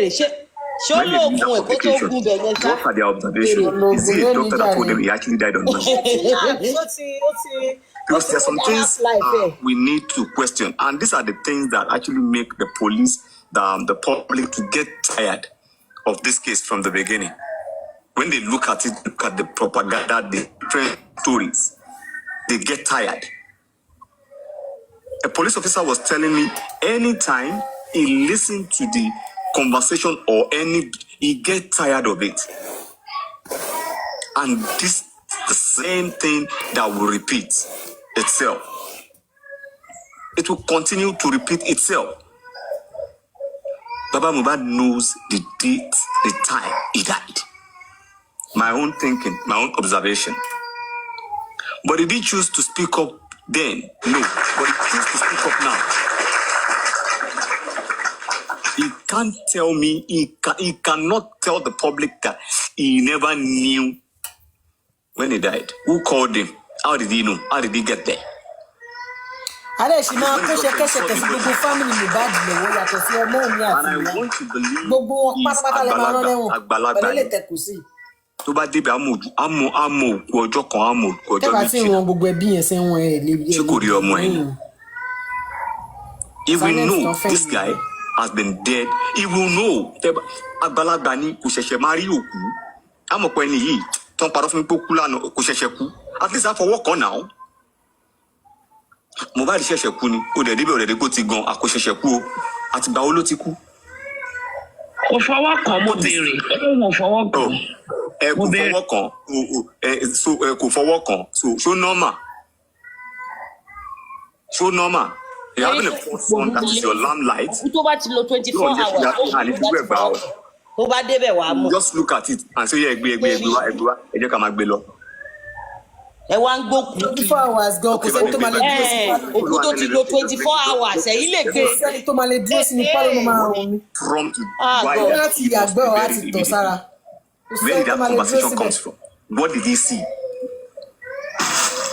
What did he see? And all of a sudden, that minute, they now realized he died on Monday. From their observation, they need to be questioned. And these are the things the public. Hold on, please. Andy. Hello, Andy. Sorry, 1 minute, please. So these are the things the public even. I asked a question. I was asking the police a question. Like, now, you say his baby is crying. Jeffrey is his child, yo. 12th. He died on the 12th. Another person said he died on the 11th. These are contradicting statements. What can be done? I think these people that are saying 12th and 11th, they know something. So one is lying, one is saying the truth. Because the scenario here is the dead body, somebody actually died. And they are confirming he died, yeah? Somebody said on Monday, and they said on Tuesday, they need to be questioned. Even to the Baba Mohbad Saku that released that publication that he died on Monday. What did you see? He died on Monday. Every day, they will continue to shy away from the truth. Continue to shy away from the truth. All of a sudden, you wanted to bring in some Naira Marley into the conversation. That means you want to sway him, and you need to see the way their lawyer keep interrogating and trying to indict Namramali. That was never there. That was never in the crime scene. 72 hours, 48 hours, 24 hours to the crime scene. But you lawyers can prove stunts that this, you know that. Throwing away people. Orí bàbá yín mò ń tọrọ ní ọpọlọ yín kú. Àwọn ọ̀fẹ́ sọ nǹkan tó máa mú yín bínú ni ẹ̀yin wèrè ọpọlọ yín ti lọ. Baba knows the truth. He knows it was Tuesday. He's not gonna tell you. He needs your money. The news. And I will say this: both Baba, both Mama, both Adura, all families knows both Baba, both Mama, both Adura. And they are here to play with the public brain. Yes, because mental gymnastics ini baba yẹn ṣe fún ṣe bẹ́ẹ̀ gbádùn. If you will sing. Àbí kẹ́ má jẹ́ kán dá yín láàmú o. Àbí kò gbà ẹ má jẹ́ kán dá yín láàmú. Èmi kẹ́wọ́n lè dá mi láàmú ní oṣù wa ara mi balẹ̀ dùn. Àníwèrè ni wọ́n sẹ̀. What happened to his brother? They all know what's going on. Boiling B. They don't want to speak with the truth. They don't want to say the truth. And they choose to die with the grace of God. He's going to release the song. Anita Federal, I get you. Whoever, let me give you this. Anita Federal, that name sounds so I don't know. Pushing you. See, at the end of the day, you will turn to Pajawiri. Queen Abiki, no less Amidodo. Does is what you are doing. Raise up your blood pressure. You want to release a song about it? We all know say the legacy that you can actually stand on that can make you fortunes. Will not marry you again. Shy away from me. They are, even if they are it's actually good for them. Yes, he's stylishly telling them some facts, but they will not listen. Tamidodo yìí gan ó fẹ́ gbé fún wọn because ọmọ ìkókò ní wọn tóun bá sọ òtọrọ wọn máa mú ìfún children can be ripping their father it's controversial 11:32 ta ló ń sọ òtọrọ gangan nínú wọn. They are not putting it you get what I'm together. saying. You are the one that was saying because kò lè sọ òtọrọ ó ti bá Aries jẹbọ. That family, half of them have hatred in them. Part of them have hatred for Mohbad. That is why they choose not to say the truth. That is why they decided to hold their lips. Whatever will happen, let it happen. Mr. Andy, you want to say something? Jojo, tell us the truth. There's this call coming in. Let me just pick this call. Yes, please. You see, Jojo told me, Balibi, Jojo tó sọ fún mi pé Mohbad ó ṣe ọ̀rọ̀ ìkẹyìn. Àìdẹ̀ tí gbọ́rọ̀ ìkẹyìn láti ọjọ́ yìí. Gbọ́rọ̀ ìkẹyìn mọ́. Am I audible?